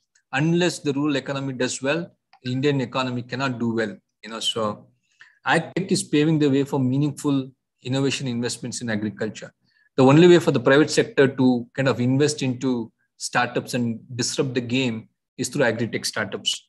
And it's finally opening the portals to enhance and support government initiatives through PPP mode. I am a firm believer in PPP mode. I'm a firm believer that most of the research in agriculture happens in the public sector, in the NARS, National Agriculture Research System, in the ICRSU system. There are hundreds of research institutes. They are unsung heroes. They are good scientists, but they lack investment. In the last 5 to 10 years, things have improved, but still the public sector research in terms of investment into the agri research is less than 1% of agriculture GDP. So this is the problem. They do not have resources, infrastructure. So public-private partnership is the way to go forward. Agriculture is too vast, a complex subject matter for one single entity or one sector to solve. As you can see that this is the potential. It can go as much as 25 to 35 billion by 2025. It does all the new things. The biggest thing is that at the end of the day, the farmer will grow a crop, improves productivity. He wants good price for the crop. The price is determined by market. And the government only can do so much in terms of providing MSP to 25 notified crops. But for hundreds of other commodities, the market is the place where the price is discovered. So information asymmetry can be, today is the era of smartphones, right? Everybody has one smartphone and information is shared very aggressively through WhatsApp, etc., etc. So that's the key, yeah. And if you just look at one major problem, food wastage, right? You can save up to globally you can save $127 billion. One single problem. If any agri-tech startup is able to apply mind, you can save 127. This is more than many GDPs of the African countries' annual GDPs put together. And more importantly, that much food is going back to consumption. You can feed that food which is not going as waste and give it to the deserving and needy. So this is one example how circular, and we can figure out, this is from McKinsey, how we can unlock a 127 billion opportunity just by reducing food wastage. So farming is fundamentally important to the world, because without food, fiber, medicine, and fodder, you cannot survive. It is the biggest job on earth, right? And then the good thing is that the entire ecosystem would be transformed, and the transformation is getting accelerated, because there is a need for healthy, affordable food, and there's a growing need. Population is increasing, but you have to find a balance, not just to get improved productivity, but also better yield. Quality of produce is equally important, not the quantity, and all of those things, and dietary, nutritional needs, coexistence, etc., diversification. See, the main focus is the shift towards what I call availability to reduce the boost, you have to increase the production by reducing the cost. That's where the focus is. The focus is on reduction in cost. So you cannot, inputs are getting costly. The price of fertilizers, the price of seeds, the price of water, everything, price of labor. Only way you can do is you have to grow more with less. So how do you optimize cost? That's the focus, to boost productivity and production. All the agri-tech startups have put it in 6 buckets. On the demand side, marketing and processing, and post-harvesting. On the supply side, it starts with farm production, inputs, supply, and finally R&D. That's the seed itself, right? So all the startups can be put in one of the 6 buckets, as you can see. I've given some examples from our country itself, our nation. So here you can see market linkage. These are some of the key players. E-commerce. This is just an indicative list. It's not an exhaustive list by any yardstick of the imagination. On finance, on as a service, using disruptive technologies. These are the companies. Fasal, Dehat is a full stack. Full stack means both on supply and demand side, both. So you have Unnati, KT, etc. E-commerce aggregators, you have Big Basket, Ninja Card, Captain Fresh, etc., etc. So on fintech, GramCover is an insurance company, insurtech company, right? So Samuniti finances, FPOs. Like this, this is a good example of startups that are segmented to those respective categories. So you can see the same thing, right? All the agri-tech players. I given examples of, this is Fasal. How for each of those segments, I given examples of startups. You have various segments. So it is, if you look at globally, agri-tech, I've given some global examples of companies, right? So just one sec. On AgTech, how a Dutch nitrogen company is helping in net zero, environmental sustainable group, etc., etc. So there's another company in Benson Hill, which is a closed loop system for front and center, which is able to decarbonize agriculture and claim carbon credits. So all some global examples. Robotic automation may not be very relevant to India, but with increasing labor scarcity, it could be customized to small holdings. So you have various companies which are using robots for various purposes, right? So today is an era of alternative meats and proteins, right? So non-animal protein. So you have lab meat that is grown in lab. You have plant protein-based meats, which tastes very much like a meat, but it's not animal source. So you have always all the different startups. In India also we have startups. Different novel formings, be it aquaculture, right? This happened in India recently. It's one of the biggest buyout aquaculture startup for shrimp cultivation. Similarly, you have different other startups globally. How do you revolutionize the entire system, whether it's hydroponics, aquaculture, etc., etc. Today is an era of regenerative agriculture. We have gone beyond natural organic farming. Regenerative agriculture is being kind of recycling the entire thing, right? So there are some startups playing in this space. You can read these 3 startups. Women in agriculture. So I cannot underscore the importance of women in agriculture, especially in India. Women play a critical role. Most of the hard, tough labor is done by women. This is a reality, whether we like it or not. So there are some startups which are focusing on how to make women in agriculture more successful. So, there are some pain points for agri-tech startups. I have put them in 3 buckets, if you will. Limited funding for seed stage. See, early stage is where the pain point is, seed stage. In the conceptual stage of agri-tech startups, there are not many people who will back you. That is the pain. Once you get some money and you're in Series A, Series B, then it's much, much, much easier, right?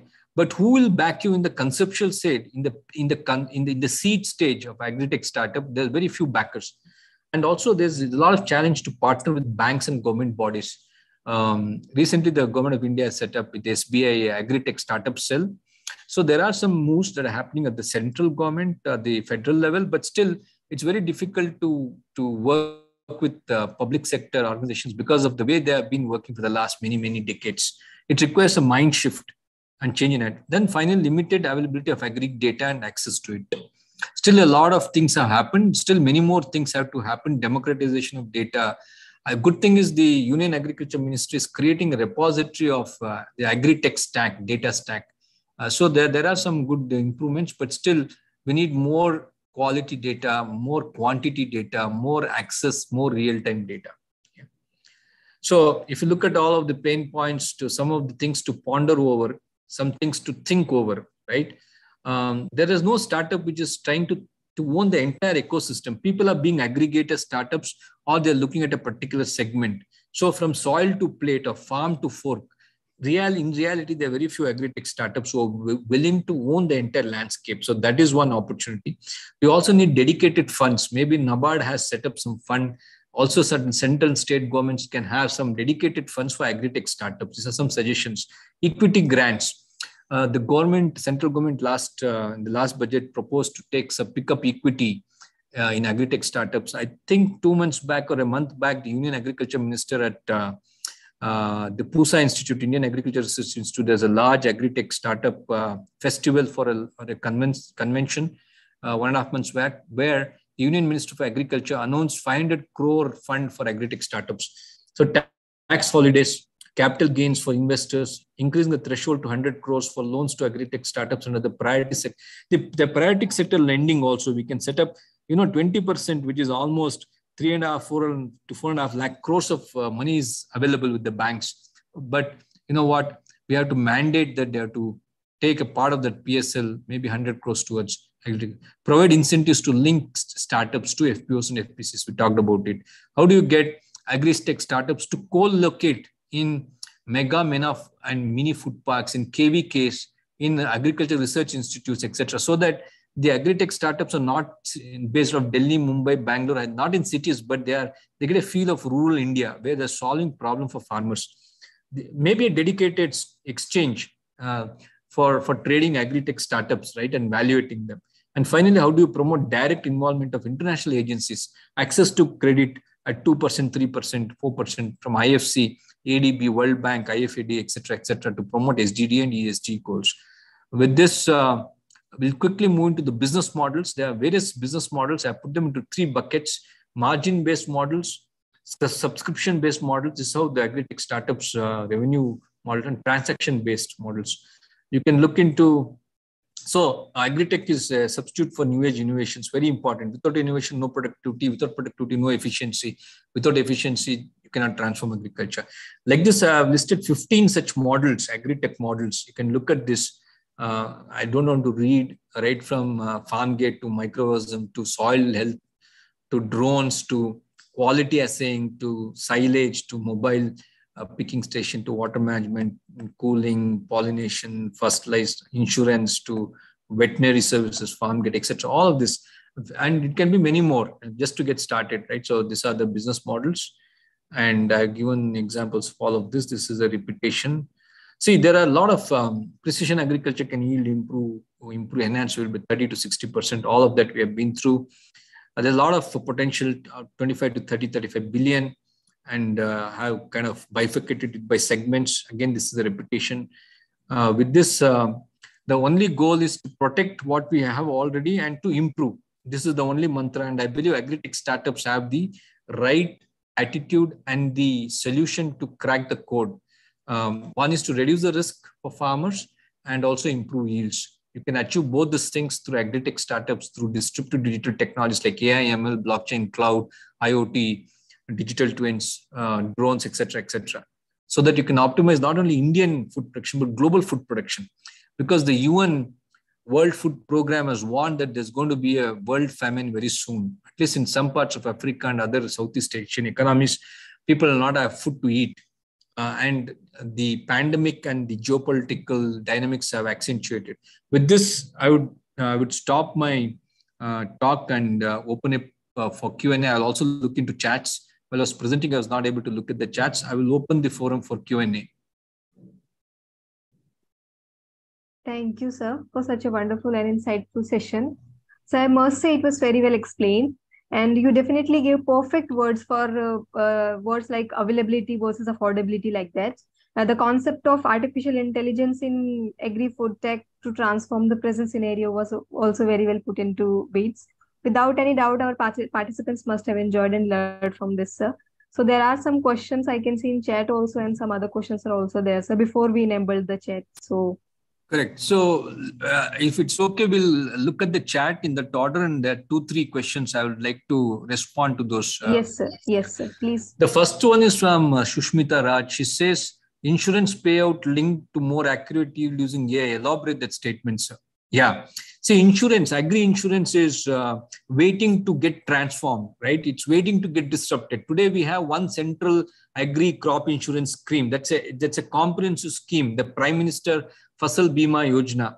So that money is given to the state, and state work with various private insurance companies, and money is given out at the aggregate level, right? If there is a monsoon, the excess flooding, then that entire district, everybody gets 15,000 rupees per hectare, something like that. It's highly aggregated. What we need is data. You have to have micro sachet products for insurance. What I mean is, you don't have insurance for seeds. You don't have insurance for paddy blast. You don't have insurance for pink bollworm for cotton. You have to come up with small micro sachet affordable embedded insurance products and services, so that the farmer doesn't get a pinch and he doesn't pay. Maybe the seed company will underwrite it. Maybe the input company will underwrite it. That is the kind of insurance products and services we need that's not existent today in India.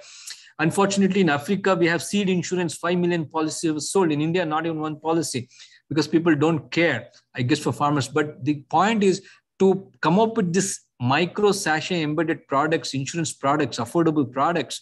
You need data to underwrite and price the risk. So without data, you cannot, what should be the premium? Is it 100 rupees, 200 rupees? Is it affordable? For all that, you need data, right? So that's the first question. A lot of things, magical things can be done in agri-insurance. It is on the trios of disruption. Second question is from Avish Verma. How to use farming of crops of MSP? Like I told you, hundreds of crops are grown in India: pulses, cereals, legumes, fruits, vegetables. You cannot provide MSP to all crops. Currently, MSP is a central scheme provided to 21 mandate crops. Even MSP is a theoretical price, which says that if the price goes below that, it's announced every year. If it falls, the market price falls below the MSP, then the government or the APMCs and the mandis are supposed to buy those commodities if the price falls below the MSP. But you know what? Most of the time, the state governments do not have the money and the budget. Most state governments are physically deficit. They do not have money to buy the grains. The Food Corporation of India doesn't have money. Only some money is there with the central government, but you can only do so much with that money. There's so much of competing demands, social security, this, that. There's not enough money going around. I think, you have to support the farmers, but there are some other unconventional ways, like direct benefit transfer. Instead of MSP, you can do DBT. We already started doing DBT, targeted support that can happen. Yes, sir. So I have some more questions to ask. So before chat was enabled, I have some other questions, sir. Sure. So first question is, can we ensure nutritional security along with food security, that too for this exponentially growing population?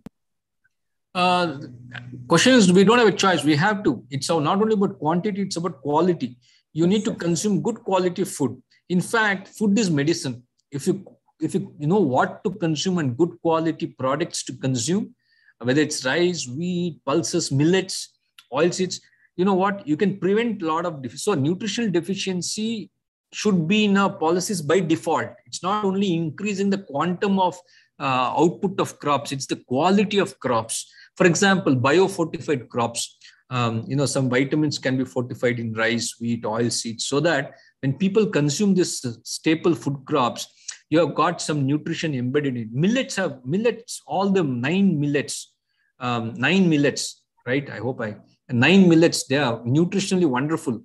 But, people should start consuming those. It's difficult to prepare. It's not very tasty, but extremely nutritious. So nutritional security is very important for physical and mental development of children and the future citizens of the country. Yes, sir. So the next question is, what are the basic problems farmers are facing while applying machine learning or artificial intelligence and blockchain technology in agriculture? So, A lot of problems. It starts in the mind. One is acceptability. There are agri-tech startups which are providing solutions. There are some agriculture research universities, KVKs. They have some solutions, but farmers, they don't trust anybody because of what has happened with them, unfortunately. So how do you get them to think differently? How do you open their minds? How do you gain their trust? The only way we can gain the trust is by demonstration. If you can demonstrate practically that, look, for the same effort, you are getting 3 tons. I will show using data science, AI, ML, blockchain, instead of 3 tons, you can get 5 tons of output per acre. Only way is through demonstration, word of mouth, and by educating and creating awareness with farmers. Yeah, this is the only way I think you can convince farmers. Sir, in the very same context, another question is like, sir, according to you, what are the potential areas for young people to start their own enterprises? Okay. See, agriculture sector opens up a world of opportunities. Like I told you, right from supply, from soil testing to seed to harvesting to post-harvesting, from farm to fork, seed to plate, there are hundreds of problems to be solved in agriculture. Every commodity is unique. Every agroclimatic zone is unique in India. In India, you can grow everything from apple to apricot to rice to wheat to pulses to oilseeds. Everything can be grown. We are blessed with all the resources. But at the same time, our productivity is one of the lowest. So a lot of problems can be solved. But before solving the problem, please have domain experts with you. It should not be that you spend 1 or 2 years and figure out that is not the right problem to be solved. Have domain experts, agriculture subject matter experts who can help you to formulate and identify the right problem and go after. So as an entrepreneur, the world is the limit. The sky is the limit for agri-tech entrepreneurs. There's so much to be done in India. Yes, sir. So another question I can see in the chat box is when probably 100% precision agriculture can be made in India, sir? Or you can say state levels. Yeah, 100% is utopian. We'll never get to 100%. At least we should look at realistic numbers. In Europe, US, and other developed economies, already 15, 20, 30% of farmers are using precision technologies like drone, satellite imagery, etc., etc. But in India, at least, even if in the next 5 years, even if 5% or 3% of our farmers adopt and use, that will create multiplier effect. Yeah, I'm not even looking at 50, 60%. You are looking at stepwise function, right? 3%, 5%, because our base is huge. We have millions of farmers. So even 2%, 3% means millions of farmers using it. So we have to be realistic. Even if 5% of our farmers adopt such precision technologies, we can transform our agriculture big way. So let's take realistic targets like 5% in 5 years, another 5 years, 10%, 15%, slowly as a step function. Yeah, that's the way you can move at it. Yes, sir. So next question is Mr. Saurav Singh is asking, what should be kept in mind to start agri startup and how government help for it? There are a lot of things you to consider when you're thinking about an agri-tech startup. First of all, do you have the passion? Do you have the commitment to solve a real problem? Secondly, do you have domain expertise? Thirdly, do you have some financial resources? Because for 2-3 years as an entrepreneur, you have to go without salary while you pay your team members, right? So these are some of the key things. And what is unique about your solution? Uniqueness of your solution, yeah? And what is the market size potential of your solution? These are the 7-8 parameters that should go into your criteria list or consideration set before you think about launching an agri-tech startup. Yes, sir. Thank you, sir. So the next question is, please explain about Agri Hub present in Hyderabad, sir. Yeah. So there are some states which are progressive states and future thinking. Karnataka is one, Telangana is there, AP is there. There are some states, Orissa is doing well, for example. So they have their own initiatives. Agri Hub is a startup incubator and accelerator, which is promoted and located in the Professor Jaishankar Agriculture University. It's a state agriculture research institute. Earlier it was called as ANGRU, now it's called as PGSTU. They have a cell, an incubator accelerator, which will help agri-tech startups with some domain experts on some physical space, computers, data, lab, on all of that. They provide that space. Similarly, we have at IIT Kanpur, we have with some agriculture universities are providing accelerator and incubators kind of support systems.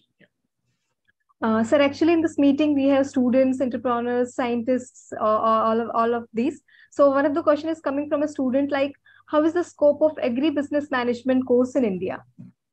I'll say the scope is excellent, wonderful, it's perennial, but you have to choose the right institute.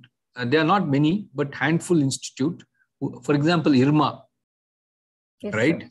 It's very good. IIMA has an agribusiness program, excellent, right? Yes, there's IIPM, Indian Institute of Plantation Management. Like that, you have to choose quality institutes, but agribusiness program is, the scope is immense because agriculture is perennial activity. Like I told you, food, fiber, fodder, medicine, fuel, everything comes from agriculture. It's going to, increasingly fuel is going to come from methanol, ethanol from agri byproducts, right? So that is huge. Yeah. Yes, sir. So another question asking about, sir, how agri-tech will be able to bring development in Indian agriculture, as it is very promising job to develop trustworthy among farmers for the developing technologies. Correct. See, the biggest problem are twofold. How can you gain the trust of the farmer? How can you be the trusted advisor to the farmer? It's not easy. How do you organize farmers? Because India is having large number of small holders. You need to organize them. Yeah. 100 farmers, 500 farmers. That's what FPOs, FPCs are doing. Now, gaining the trust of the farmer is the most difficult thing, and organizing them is another difficult thing. The only way you can do it is by spending time with them. You have to spend time with them. And then it's a long down process. There's no silver bullet or a technology solution to gain trust and confidence. You have to demonstrate and show to them that indeed this is working, this is better, cheaper, faster, and better compared to the conventional way. Then they will buy. Once they're convinced, it will spread like fire. Yeah. Thank you, sir. Very well explained, sir. So another question is, are there any chances of manipulation of data in machine learning, artificial intelligence, and blockchain technology? Yeah, well, manipulation happens every time, everywhere. And ultimately, it boils down to the quality of data. The model is only as good as the data quality that goes into the algorithm or the model, right? So data integrity is very important. Unless you don't give close attention to the data quality, it becomes garbage in, garbage out, as we call GIGO. So yes. Data, I cannot underscore the importance of data quality. There's a lot of scope for manipulation, but then a good data scientist will be able to see that the data is manipulated compared to good quality data, the poor quality data. You should be able to separate the wheat from the chaff. But very importantly, good quality data is critical. Data integrity is critical to the model and the insights that the ML model will generate or produce. Okay, sir.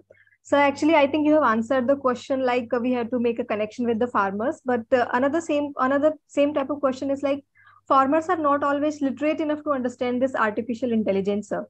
Of course, government is trying to make them aware also. So can you explain it a little more? Like, what do you think about where we need to start to make them aware about these kind of technologies? Sure. The farmer is, you don't have to educate the farmer on data science, AI, ML. You have to educate and create awareness among the farmer of application of AI. What problem AI, ML is solving? Good example, soil, for example, soil health. Before you do anything, just like your blood in the human body, you have to diagnose the soil for micronutrients, macronutrients deficiency. Today, what happens the conventional way, you have to draw the sample in a specific way, send it to the nearest lab, public sector, ICR, SU lab. It takes 2 months. You're not sure about the time when the results will come back. Now you have got portable devices. Portable devices, the accuracy comes down a bit, but still 70-80% accurate. So you have to show them that, look, I will explain. When you go to a doctor, doctor will ask you to test your blood, right? First thing, if you are having fever, they'll say, do this blood test. Similarly, the soil health has to be analyzed. It can be, all this data can be analyzed, and then recommendation, depending upon what crop, what is the status of your soil health, the status of the micronutrients, macronutrients. You have to give examples of application of the technology, not the technology per se. Another example is drone, right? Drone for, say, spraying is very obvious. There's no intelligence. But then if you want to assess if you want to forecast yields, let's say my crop will come for harvest in 90 days, 3 months, but I want to know in my second month, 60th day, instead of 90th day, I want to know what would be the potential yield. So you just fly a drone or your field. There are LiDAR cameras, high resolution cameras. They capture the image and they're able to predict based on the crop health, the growth, the color of the vegetative and the reproductive parts of the crop, that indeed you will get, this is the yield you will get after 1 month, after 90 days. So you don't have to explain it's LiDAR, it's a CNN network, convolution neural net, all that farmer is interested. If I'm able to forecast the yield accurately, I can then plan when to harvest, what to sell, how much to sell, at what price to sell. So you have to give examples of application of the technology, not the technology per se. So very beautifully explained. So this was the last question, sir. So, so I would like to thank you once again for the valuable time with us. On the behalf of Team Just Agriculture and our participants, I thank you once again. I personally would also like to say thanks to you, sir. Thank you so much. Thank you, everybody. It was a pleasure and it was exciting to interact with all of you. I just shared a little bit of what I've learned over many decades, but what is more exciting is the number of participants. We have 320 odd participants, and also a lot of questions which are quite intellectually stimulating. So that keeps me going. So again, on behalf of the organizers and my own behalf, I wanted to thank all of the participants. I'm available for any queries to be clarified offline also. With this, I want to just share and share my hope that some of the things that I've told and shared will rub off on youngsters, and they'll be able to pick the threads and make a difference to this country and to the globe and to the agri community in general. Thank you. Bye-bye. Thank you so much, sir. Thank you so much. So now I would like to hand over the session to Himani ma'am to call our next guest. Ma'am, are you there? Yeah, I can see. Yeah, I'm there. Yeah. Thank you. Okay, ma'am. Over to you, ma'am. Ravi Shankar, sir. And thank you, Dr. Preeti. It was indeed a very informative session. So a very warm good evening to everyone present over here. Myself, Himani Gautam, Vice President, Just Agriculture, the magazine. So on the behalf of SCOS Kashmir, Just Agriculture, and AEEFWS Punjab, I welcome you all in this training program. So now taking the program to the next segment, I would like to invite our next speaker, Mr. Vivek Kumar Shukla. He is director at Rise Hydroponics. So sir has completed B Pharmacy from R.C. Patel College of Pharmacy and postgraduate diploma in business management from NIMT Greater Noida, with major in pharma management and co-major in international business. Sir has work experience of 48 months in Delta Medical Establishment as marketing manager at Abu Dhabi, and 24 months experience in international marketing at Accent Microcell. And sir has 48 months experience as product executive at Mumbai in Agio Pharmaceuticals Limited. So sir, I request you to enlighten our participants of Agriculture 4.0 with your knowledge. So welcome, sir, and over to you. Sure. Actually, I'm having a cough and cold, so please bear with my voice and all those things for a while. So I will try to give you in and out of the hydroponics, what basically happening in that. Basically, I have tried to speak on a very important topic that is, I believe that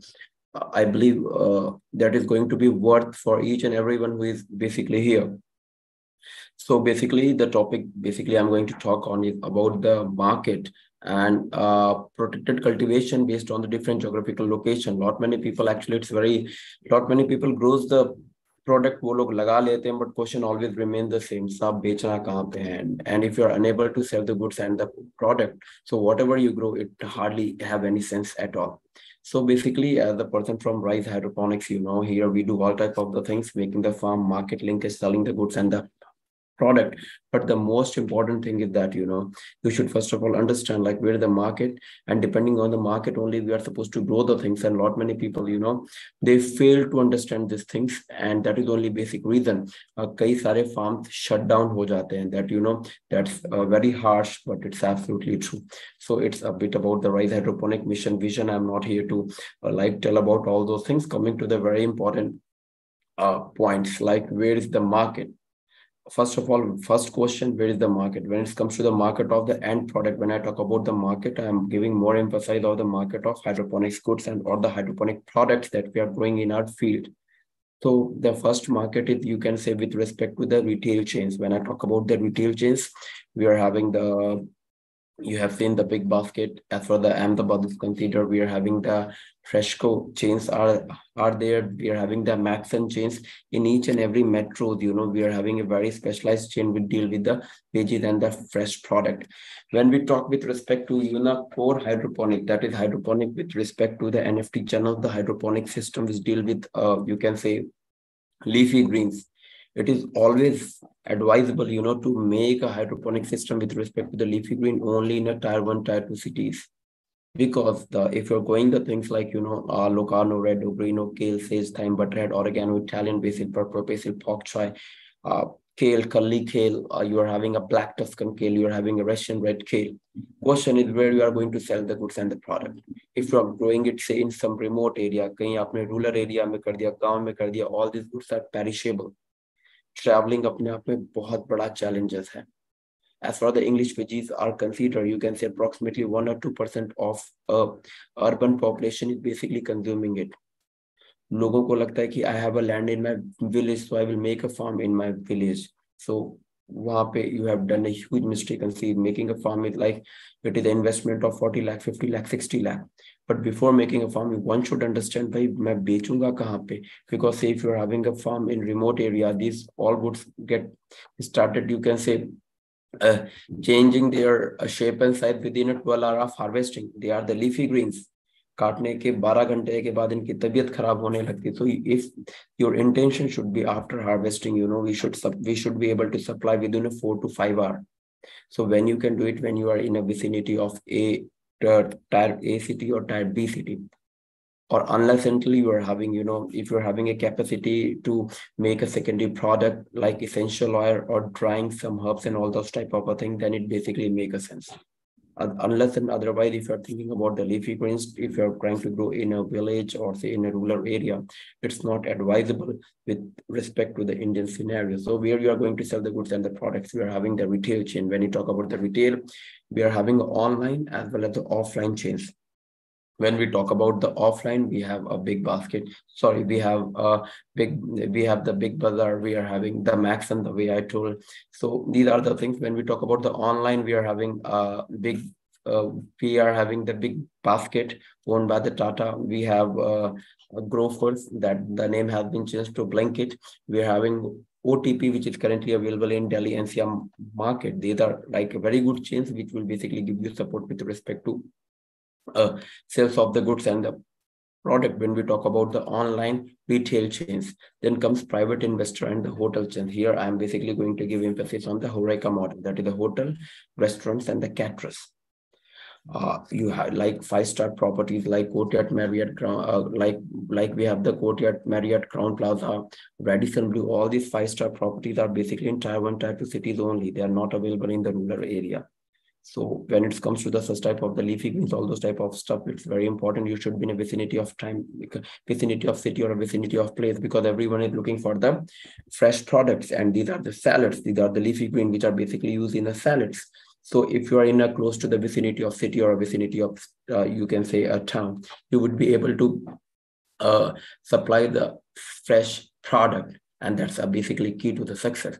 So you can do a tie-up with the hotels. 5-star properties are there, the way I told. Then there are the restaurants, French restaurants, Italian restaurants, all those things are there. You can do a tie-up with them. Then there is the caterers lobby, the caterers people who are basically making standard food stuff, who are charging more than 300, 400 bucks for a plate. You can do a tie-up with them and you can get a very good market. Then we are having a fast food chain. We are having a KFC, Kentucky Fried Chicken. We are having a Subway. We are having the MACD. People are using it day in and out with English veggies and all those things, but everyone is looking for a fresh. If you are close, आज के time पे transport cost बहुत high है. So like 1 kilometer is like 10 rupees that a simple taxi wala purchase karta. So if your farm is say 100 kilometer from city, what does it practically means? 100 आना 100 जाना, 200 kilometer, 200 multiply by 10, 2000 per day.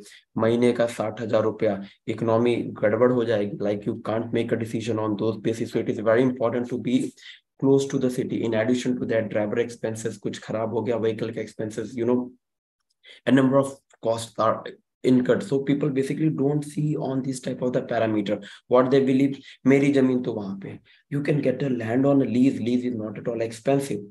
But just मेरी जमीन वहाँ पे है, मैंने 200 kilometre दूर बना लिया, and ultimately एक साल बाद farm shut down हो जाता है. So it is very important to understand where you have to do, because what you are supposed to grow, it's basically depend on the location. So it is a very important factor. Then comes the processed food industry. If you are in a remote area, then there is the option for processed food industry. What is the process? You might have went to a pizza store. Pizza mein aapne dekha hoga, we sprinkles, oregano. Oregano is, you can say, dried oregano we sprinkle. So if you are doing the processes, you are taking the essential oil, all those type of stuff. Of course, you can go to the remote area, no big deal, because when you process the things, that can be stored for a month, year, and whatsoever.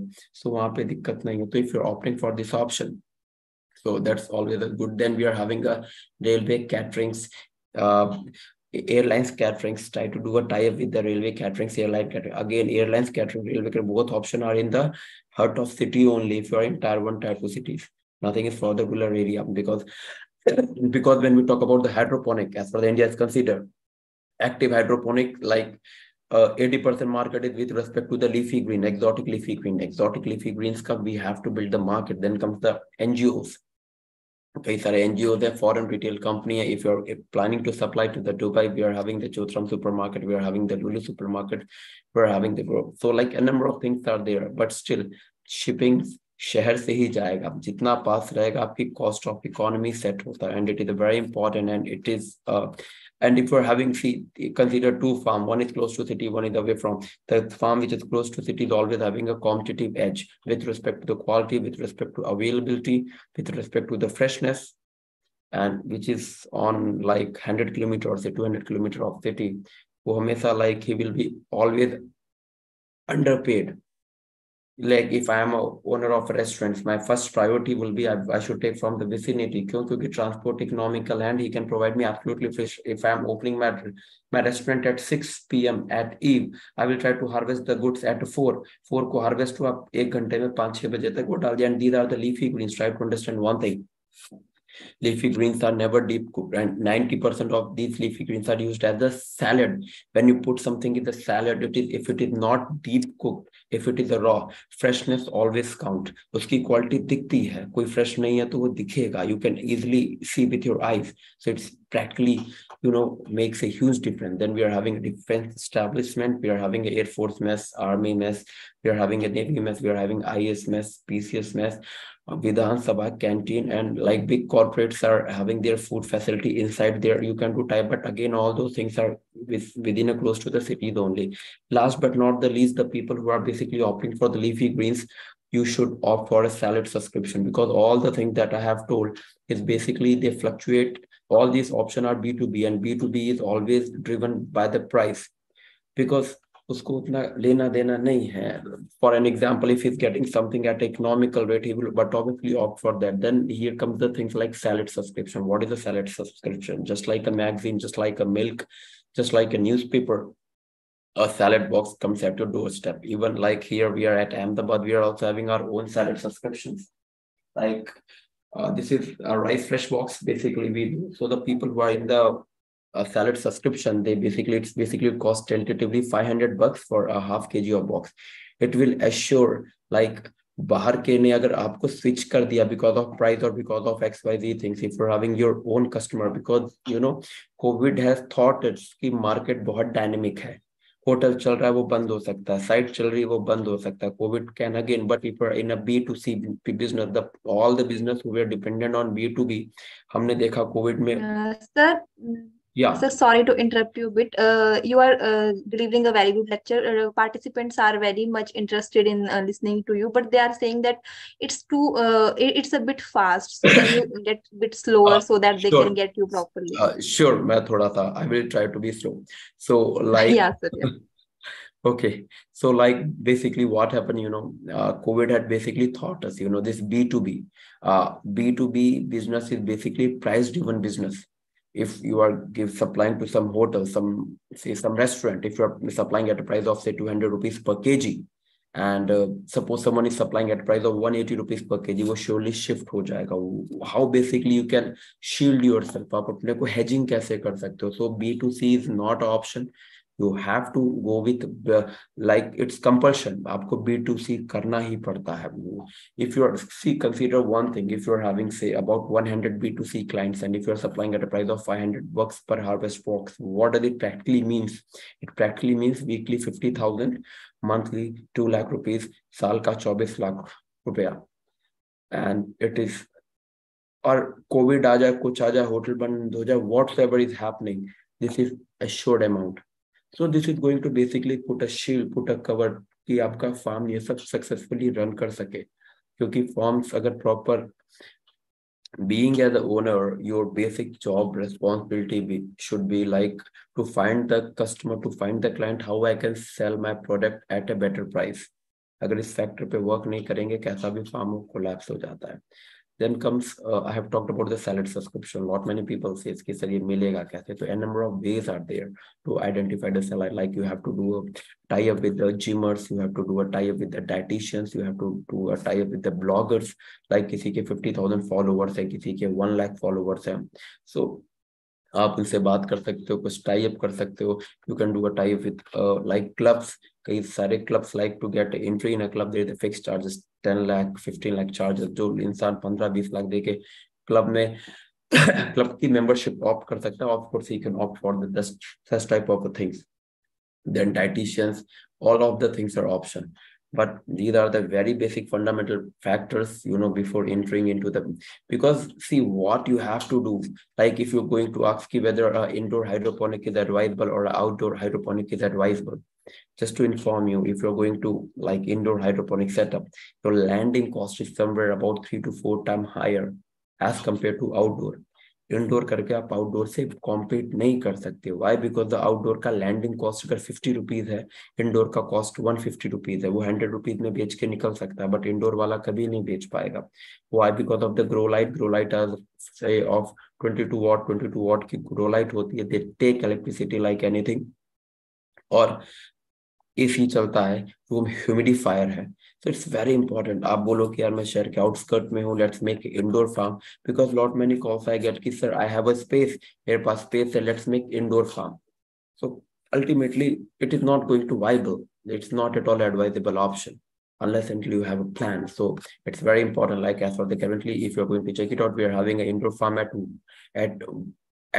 Worli, Dadar. Worli India का सबसे expensive location है, तो वहां पे indoor बनाना sensible है. We are having at Goregaon. It's always advisable. If you are saying कि sir I am planning to do indoor setup at Ludhiana, तो बिल्कुल एडवाइजेबल नहीं. Because we have a land है हमारे पास, बट गोरेगांव में, बॉम्बे में we don't have land indoor structure. तो इट्स वेरी इंपॉर्टेंट लाइक आप स्ट्रक्चर कैसे बनाते हो. So what does it mean? इसका ये मतलब है कि the people who are living in a remote area or say in the rural area, तो उनको farm नहीं करना चाहिए. बिल्कुल ऐसा नहीं है. There are the different models for them. Like we are having the net house, we are having a poly house, we have a grow bag, we are having a grow slab, we are having a passive hydroponic techniques.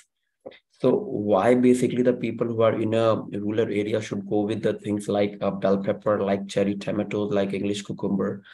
Because they are not that much perishable item. इनकी आराम से 5 दिन 6 दिन 7 दिन की expiry है. If you are going to check it out the market of Delhi NCR, capsicum, maximum colored capsicum, the bell pepper is coming from Bangalore market. It is traveling about 2500 kilometers and then coming to Delhi market. इतना travel करता है. तो अगर आप vicinity में है तो दिक्कत नहीं है. तो ये बहुत इंपॉर्टेंट है कि कहाँ लोकेटेड है, कितना लैंड है. When it comes to the leafy greens, lot many people give a call कि सर मेरे को 1 एकड़ का बनाना है. लीफी ग्रीन का मार्केट अभी डेवलप हो रहा है. इनिशियली बहुत मैसिव या बुलिश कर देना बिल्कुल एडवाइजेबल नहीं, बिकॉज थिंग्स लाइक लोकानो, रेडो, ग्रीनो, kale, sage, thyme, butternut, oregano, टैलिन, बेसिल, पर्पल बेसिल, ये एपीएमसी मार्केट में भी नहीं बिकता. Even if you're going to talk to them, sir, I'm having Locarno, रेडो, ग्रीनो, केल, सेज, थाइम, बटरनट, वो बोलेगा क्या बात कर रहे हो भाई, सब ऊपर से जा रहा है. Talk something sensible. तो ये बहुत इंपॉर्टेंट है कि हम किस क्रॉप में हाथ लगा रहे हैं, क्या लगा रहे हैं. स्टार्ट विथ अ क्वार्टर एकड़, 560 स्क्वायर मीटर, हाफ एकड़ अपर लिमिट, उतना तक स्टार्ट कर सकते हैं ग्रेजुअली. बिकॉज सी, पैसा दे के कभी भी एक्सटेंड किया जा सकता है, but there is nothing like U turn. If it comes to the wine crop like bell pepper, all those things, they can be grown at any given point of time. Not many people remote area में hydroponics करते हैं, but electricity the problem. इधर पे 24/7 electricity requirement होता है because of exhaust and all those things. If you are in a rural area, then electricity is always a problem. तो आप अगर provision नहीं है तो ideally it's better not to opt for the leafy green type of option. You can go with the bell pepper, English cucumber, cherry tomatoes, or leafed tomatoes are excellent option. In addition to that, as far as the bell pepper is considered, India is like 5th largest exporter of the bell pepper, and India is like largest exporter of the English cucumber.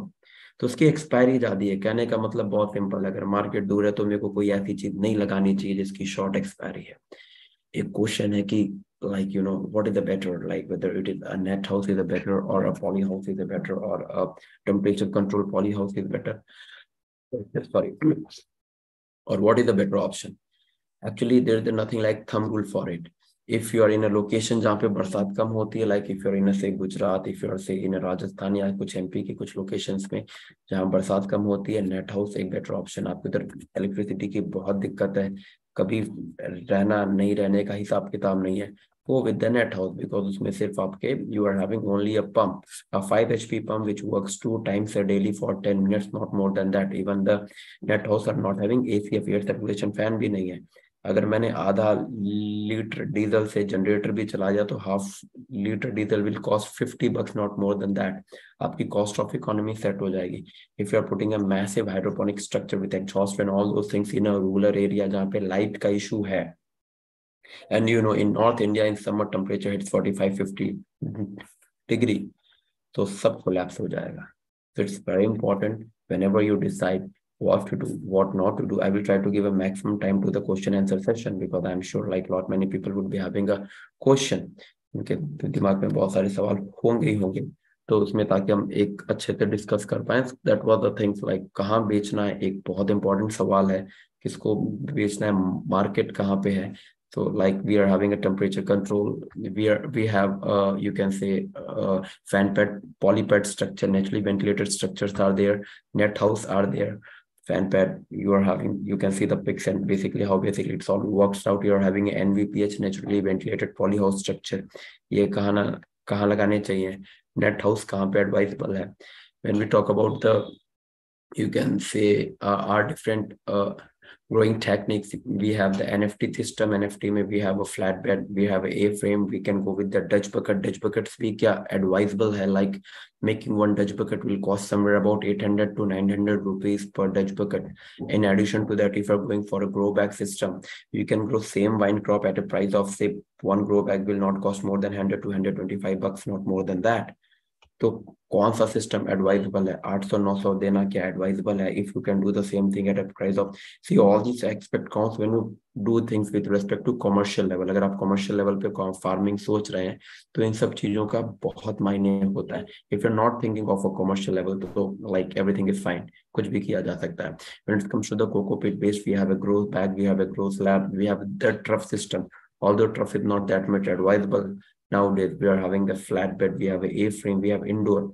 There is nothing like good or bad. एक चीज हमेशा समझिएगा, अच्छा बुरा जैसा नहीं है. Actually, it's basically with respect to the location.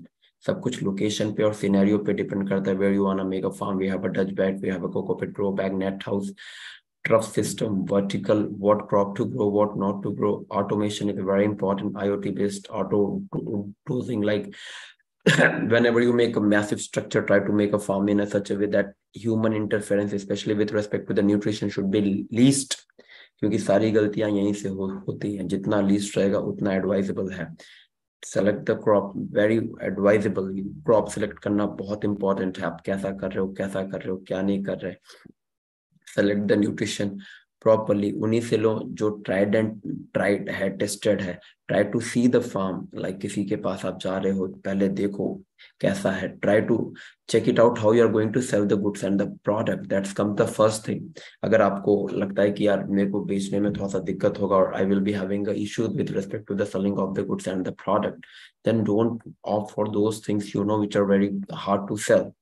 Like lot many people I have seen, but for sake of getting excitement, they make a fan pad structure and then they give a call कि sir मेरे पास इतना ये है, आप बेचने में help करोगे क्या? And they are sitting in one corner of a extreme remote location. वहाँ पे चाह के भी कोई help नहीं कर पाएगा आपका. So all these things really plays, you can say, a very vital role to make a decision. In addition to that, before opting for a thing, try to have at least a proper training. थोड़ा सा आप समझे क्या है. Training बहुत important है because what I have seen, lot many people just make a farm, they vanish. भाई उसके अंदर करना क्या है? Who is going to guide you? Who is going to help you out? Who is going to do the things?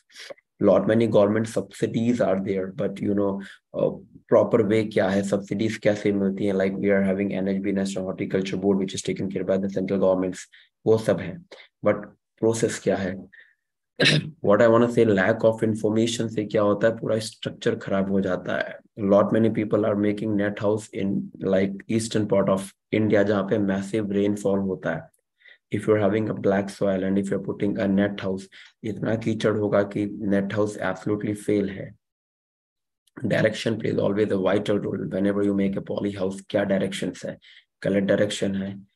Farm here, like whenever we make any structure, at least we are having a thought, it will sustain for at least 10 to 15 years. So yes, बहुत important, and never jump anywhere unless until you are not seeing the market. Excitement में आके कुछ भी कर देना. Personal survey is like very important thing. कहीं भी आप जाएं तो आपका personal survey होना चाहिए. Whatever people say, मैं बोलूं या कोई भी बोले कि सर ये इतने में बिकता है, इतने में बिकता है, just do one thing, go to the market, check it out website. You are having a playing kit, you are having a big basket, you are having a growers, you are having a APMC market. Personal survey किए बिना decision उठा देना बहुत दिक्कत है, बहुत issues आते हैं. इसलिए it is very important to understand the each and everything, कहाँ बेचना है, किसको बेचना है. So without knowing all those things, if you are making a farm, तो आप मान के चलें कि एक बहुत बड़ा इशू आएगा. Apart from the issue is the one thing, वो shut down भी हो सकता है. Because एक farm को run करने के लिए भी expense लगता है. And if you are unable to generate, and in fact it is very important to do the proper crop planning.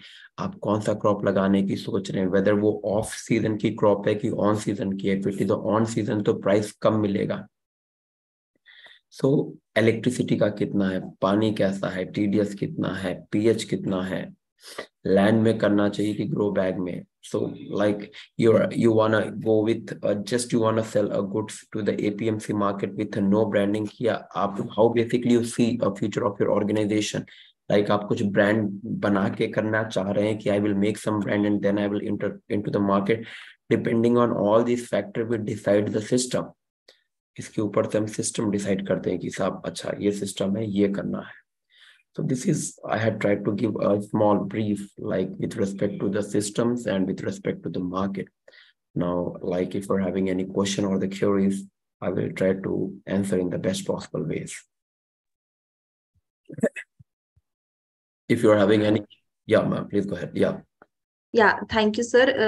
It was a very wonderful presentation. You have given very valuable information about the hydroponics and about the do's and don't do's and like the marketing strategies which one should follow if they are going to start agri business. Like it was overall a very good presentation, and we have some questions. And first question which I want to ask personally, as you are from pharmacy background, so how come you entered into the hydroponics and agriculture? Like what is the story? It was all about the passion, it's all about following your dreams. I was in a Gulf, we had made the things, but my roots was always in, like, my grandfather was a farmer, my dad was in defense. So like when I was in abroad, when like someone talks like I'm a countryman, तो उसकी बड़ी इज्जत है, बड़ा संपन्न आदमी। यहाँ पे कोई बोले मैं किसान हूँ तो बड़ा दुखी आदमी है भाई। What is the basic different, what basically we can do for it, ultimately आप ग्रास रूट लेवल पे क्या कर सकते हो। तो that basically pushed me.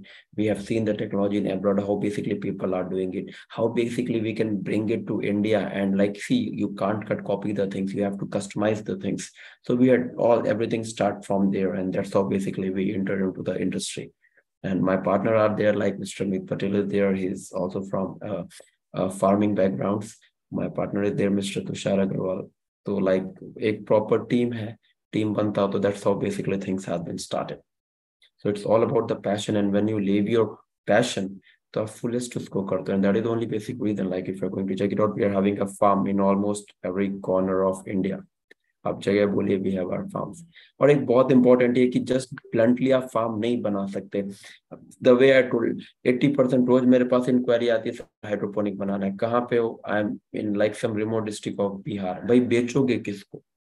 And like people say, 90% I ask what you want to grow. They say, sir, I want to grow tomato and potatoes. Like lot many people say, I want to grow aeroponic with potatoes. Potato 10 रुपए का cost है, 10 रुपए की चीज 1 करोड़ डालना, like who is going to tell you it is an advisable option?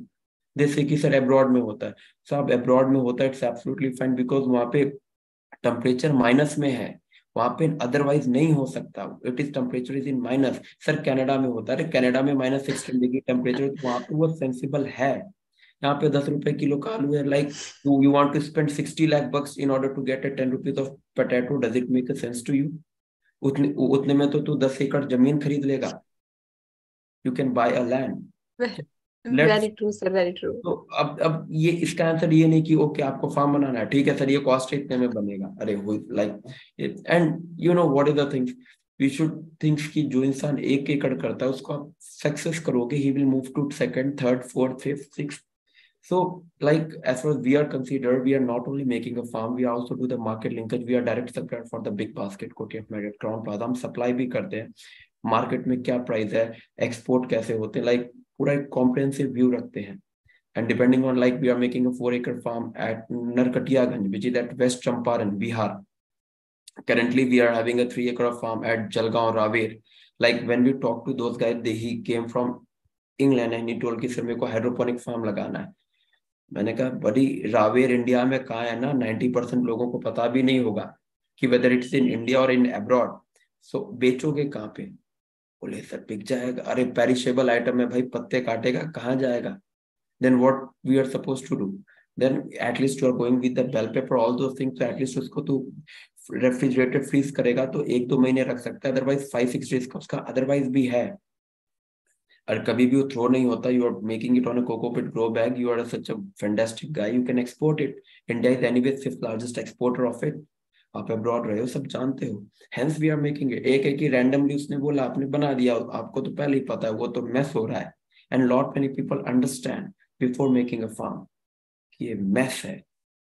सी आप unknown थे, आपको आइडिया नहीं था, बट सामने वाला तो बिजनेस में है, he can guide you. And like that is the scenario. Lot many like people don't have their, people sell nutrition, they don't have their farm. On what basis you can comment? मैं आपको बोलूं ma'am इस nutrition से growth अच्छी होगी, the first question is आपने try किया है क्या? नो, कंपनी वाले ने बोल दिया, मैंने इंफॉर्मेशन पास आउट कर दिया, does it make a sense? 80% काम ऐसा ही है, उसने बोल दिया हमने मान लिया। सो यहाँ पे लैप्स है, क्योंकि you know what, sometime I really feel sorry कि जब फार्म बंद होते हैं ना, आपके लिए या किसी के लिए इतनी बड़ी बात नहीं होगी, लेकिन जिसका ये 50 लाख, 60 लाख, 1 करोड़, 2 करोड़ पैसा लगता है ना, रोने के लिए लाइक आंसू कम पड़ जाते हैं। बहुत हार्ड एंड मनी होता है किसान का या किसी का भी। इसीलिए मैं सबको बोलता हूँ कि भाई देखने समझने में 10, 20, 50 हजार रुपया लग गया, नथिंग टू वरी। एक बार सर्वे कर, पर्सनल कर। एवरीवन इज टेलिंग इसका मार्केट है, इसका मार्केट है। Try to do one thing, 5 kilo English green लेके तू बेच के तो आ जा। लाइक दैट्स अ फैक्ट, क्योंकि बहुत सारे फार्म्स ना रिमोट एरिया में बने हैं, कॉल्स आते हैं कि सर आप बेचने में हेल्प करते हो, मेरा हेल्प कर दो। एक आंसर है कि भाई जिसने आपका बनाया था, टॉक टू देम, कुछ समझ के किया रहेगा आपने। बट ये बहुत इंपॉर्टेंट फैक्टर है कि आप एडवाइस क्या कर रहे हो। लोग एक्साइटमेंट में, इट्स एब्सोल्युटली राइट कि English greens are sold at a price of more than 1,000 rupees kg on any big basket platform, but question is कितना, 5 किलो 10 किलो 15, इट्स नॉट कि 5 ton 10 ton, it's not in tons, it's in KGs, limited है। अब no doubt market grow हो रहा है and you have to make your own market, ये भी एक बहुत इंपॉर्टेंट फंडामेंटल है। लोगों को लगता है कि मैं बना दूंगा, माल अपने आप बिक जाएगा, आपको क्रिएट करना पड़ता है। Hence I basically told you have to do tie up with the gymmers, you have to do a tie up with the trainer, you have to like जो पॉश लोकेलिटीज है, आप कैनोपी में अपना counter लगाते हैं, वहां से cell करते हैं। तो एक प्रोसेस है, तो आप एंड टू एंड करेंगे तो ही, नहीं तो, क्योंकि तब दुख होता है जब फार्म्स मैं देखता हूँ कि यार वो बोल रहा है ये बंद होने को आया है, तो लाइक ओनली सॉरी रह जाता है कुछ। Yes sir, very right sir. Other thing, जैसे आपने बताया कि जो आपके फार्म्स हैं वो ऑल ओवर द इंडिया आप जो है एक्सपैंड कर रहे हैं अपने फार्म्स को, तो आपके पास कोई अपॉर्चुनिटीज हैं हमारे पार्टिसिपेंट्स के लिए? वो जानना चाहते हैं कि कोई इंटर्नशिप की या प्लेसमेंट्स की अपॉर्चुनिटी आपके फार्म्स पे है स्टूडेंट्स के लिए? If you're going to come here, we are having even guys from abroad who come from internship. Lot many people from different institute come for internship. Internships वगैरह के लिए generally हम कुछ चार्ज भी नहीं करते हैं। तो like, and with a single platform, you know, you can get a net house, poly house, grow bag, hydroponic unit, flatbed, A-frame, Dutch buckets. You are having a auto fertigation unit, and it's in a central heart of Ahmedabad. It's not in a remote area. It's exactly at heart of Ahmedabad, and all type, and we make our own nutrition बना के try कर result कितना आता है।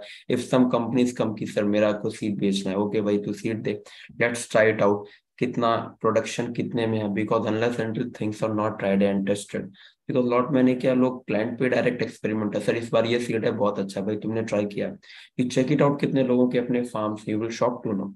अगर farm नहीं है तो then why are you in this particular business में? आपको बोलूं कि मैं फार्म लगाता हूँ, मैम फार्म में खूब फायदा है, पहला सवाल ये होना चाहिए भाई तेरे पास फार्म है?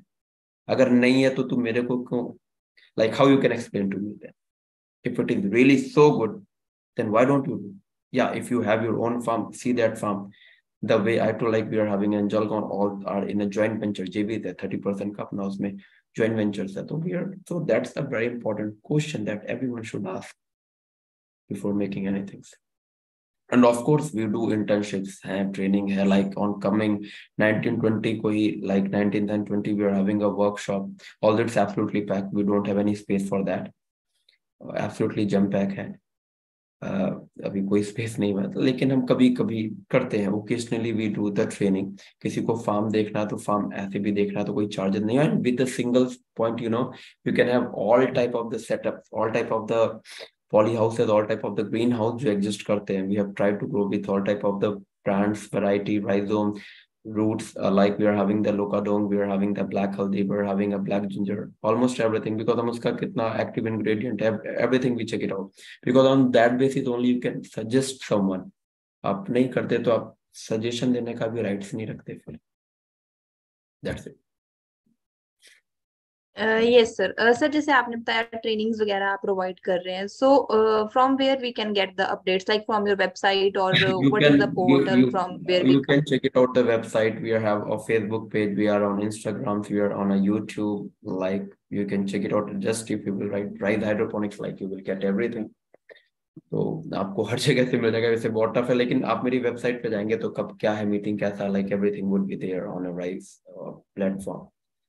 एंड मेरा एक हमेशा से स्ट्रॉन्ग यूएससी को फार्म्स 50 लाख 60 लाख का आता है, बहुत एक्सपेंसिव होते हैं, तो एक बार देखें, जरूर देखें, और 2-3 जगह देखें, डिफरेंट जोग्राफिकल लोकेशन में देखें। सी लीफी ग्रीन्स का हो सकता है कि अच्छा ग्रोथ हिमाचल में आ रहा हो, बिकॉज ऑफ वो उतनी गर्मी नहीं होती। अहमदाबाद में 50 डिग्री का टेम्परेचर है, 50 डिग्री टेम्परेचर पे क्या होगा?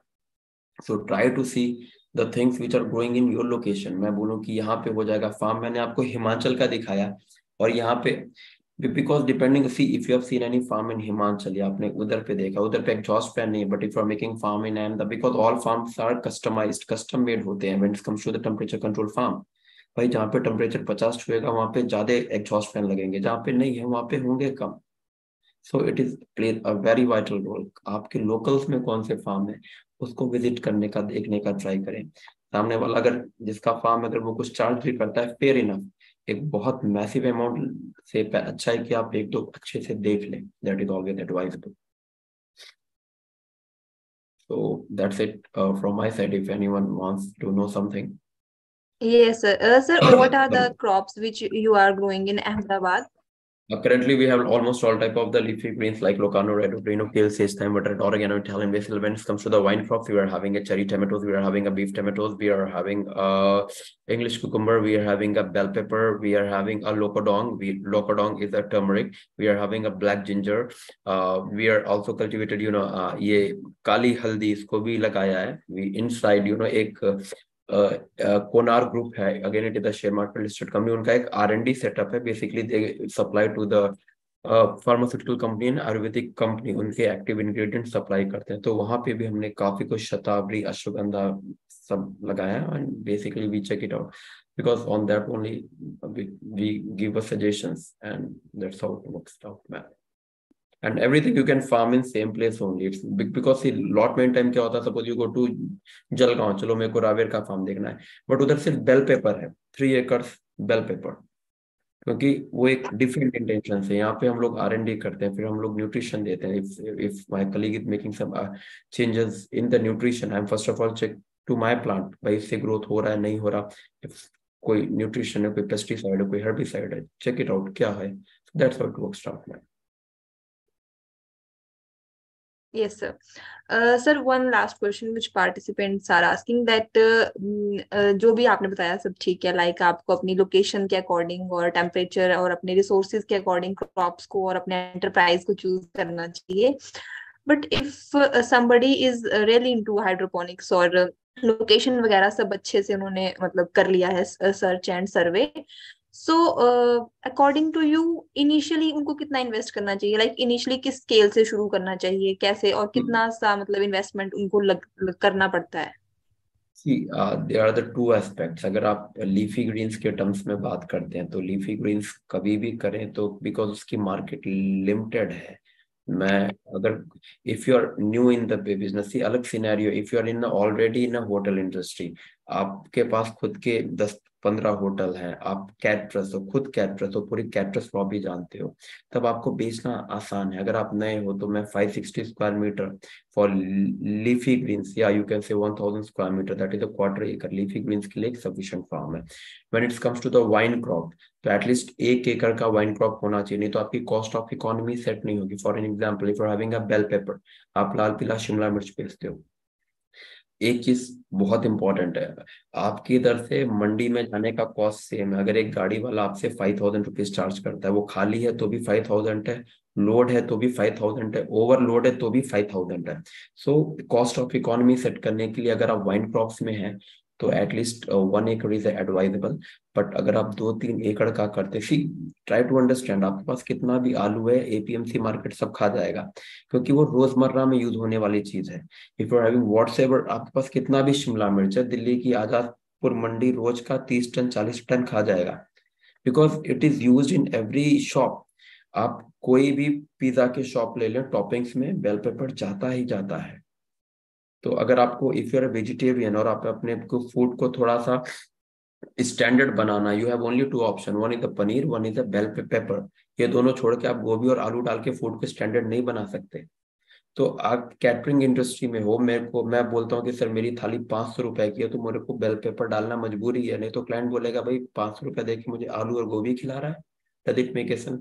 तो आप किस टाइप में जा रहे हो, इट्स वेरी इंपॉर्टेंट. फिर आप अपने को अगर ऐसे सोचते हो कि एक लेमैन सोचता है कि भाई मंडी में माल छोड़ के आ जाऊंगा, तो आप कैसे भी करोगे कि मुझे ब्रांड बनाना है, तो आप अपने आप को डिफरेंशिएट कैसे करते हो? जैसे आप ग्रो बैक करते हो तो you are like soilless. As soon as I use the word like soilless, one thing is sure, 90% of insects are associated with soil. तो आप 90% कम इंसेक्ट है. तो आप अपने आप को वहाँ पे थोड़ा सा डिफ्रेंशिएट करते हो, आपका विजन क्या है, क्योंकि आजकल एजुकेटेड लोग हैं, एजुकेटेड है तो भाई थोड़ा सा उसका एक दिखना भी तो चाहिए काम में। If I am also putting like a layman going to Azadpur mandi and throwing the goods, तो भाई तेरे एजुकेशन का फायदा क्या है? तो आप थोड़े से, क्योंकि apart from mandi if you are going to supply the goods to some other platform, आपको 2 पैसा एक्स्ट्रा ही मिलेगा। So try to understand those points कि भाई मैं 2 पैसा, and being as the owner आपका काम फार्म पे रहना नहीं है, आपका काम मार्केट में रहना है, so that I can get an extra penny per kg, and there you should do emphasis. That's I would like to say. Yeah, sir. Thank you, sir. It was indeed a very valuable and very informative session, and I hope all of the participants have gained a lot of knowledge from you and from your experience, and the things you have told about what should one do, what one should do, and what one should not do. All these things are very, very informative, and I personally want to thank you for this wonderful session. Thank you, sir. Thank you so much, ma'am. The pleasure all mine. Thank you so much. Thanks everyone. Thank you, sir. Yes, so in the last, I just want to thank all the attendees and all the speakers of today's training session. Thank you all for joining and being so patient, and being there for the entire time. And we will join tomorrow with few more important and interesting topics and speakers. So right now, I just want to wish all of you a very great evening ahead, and thank you all.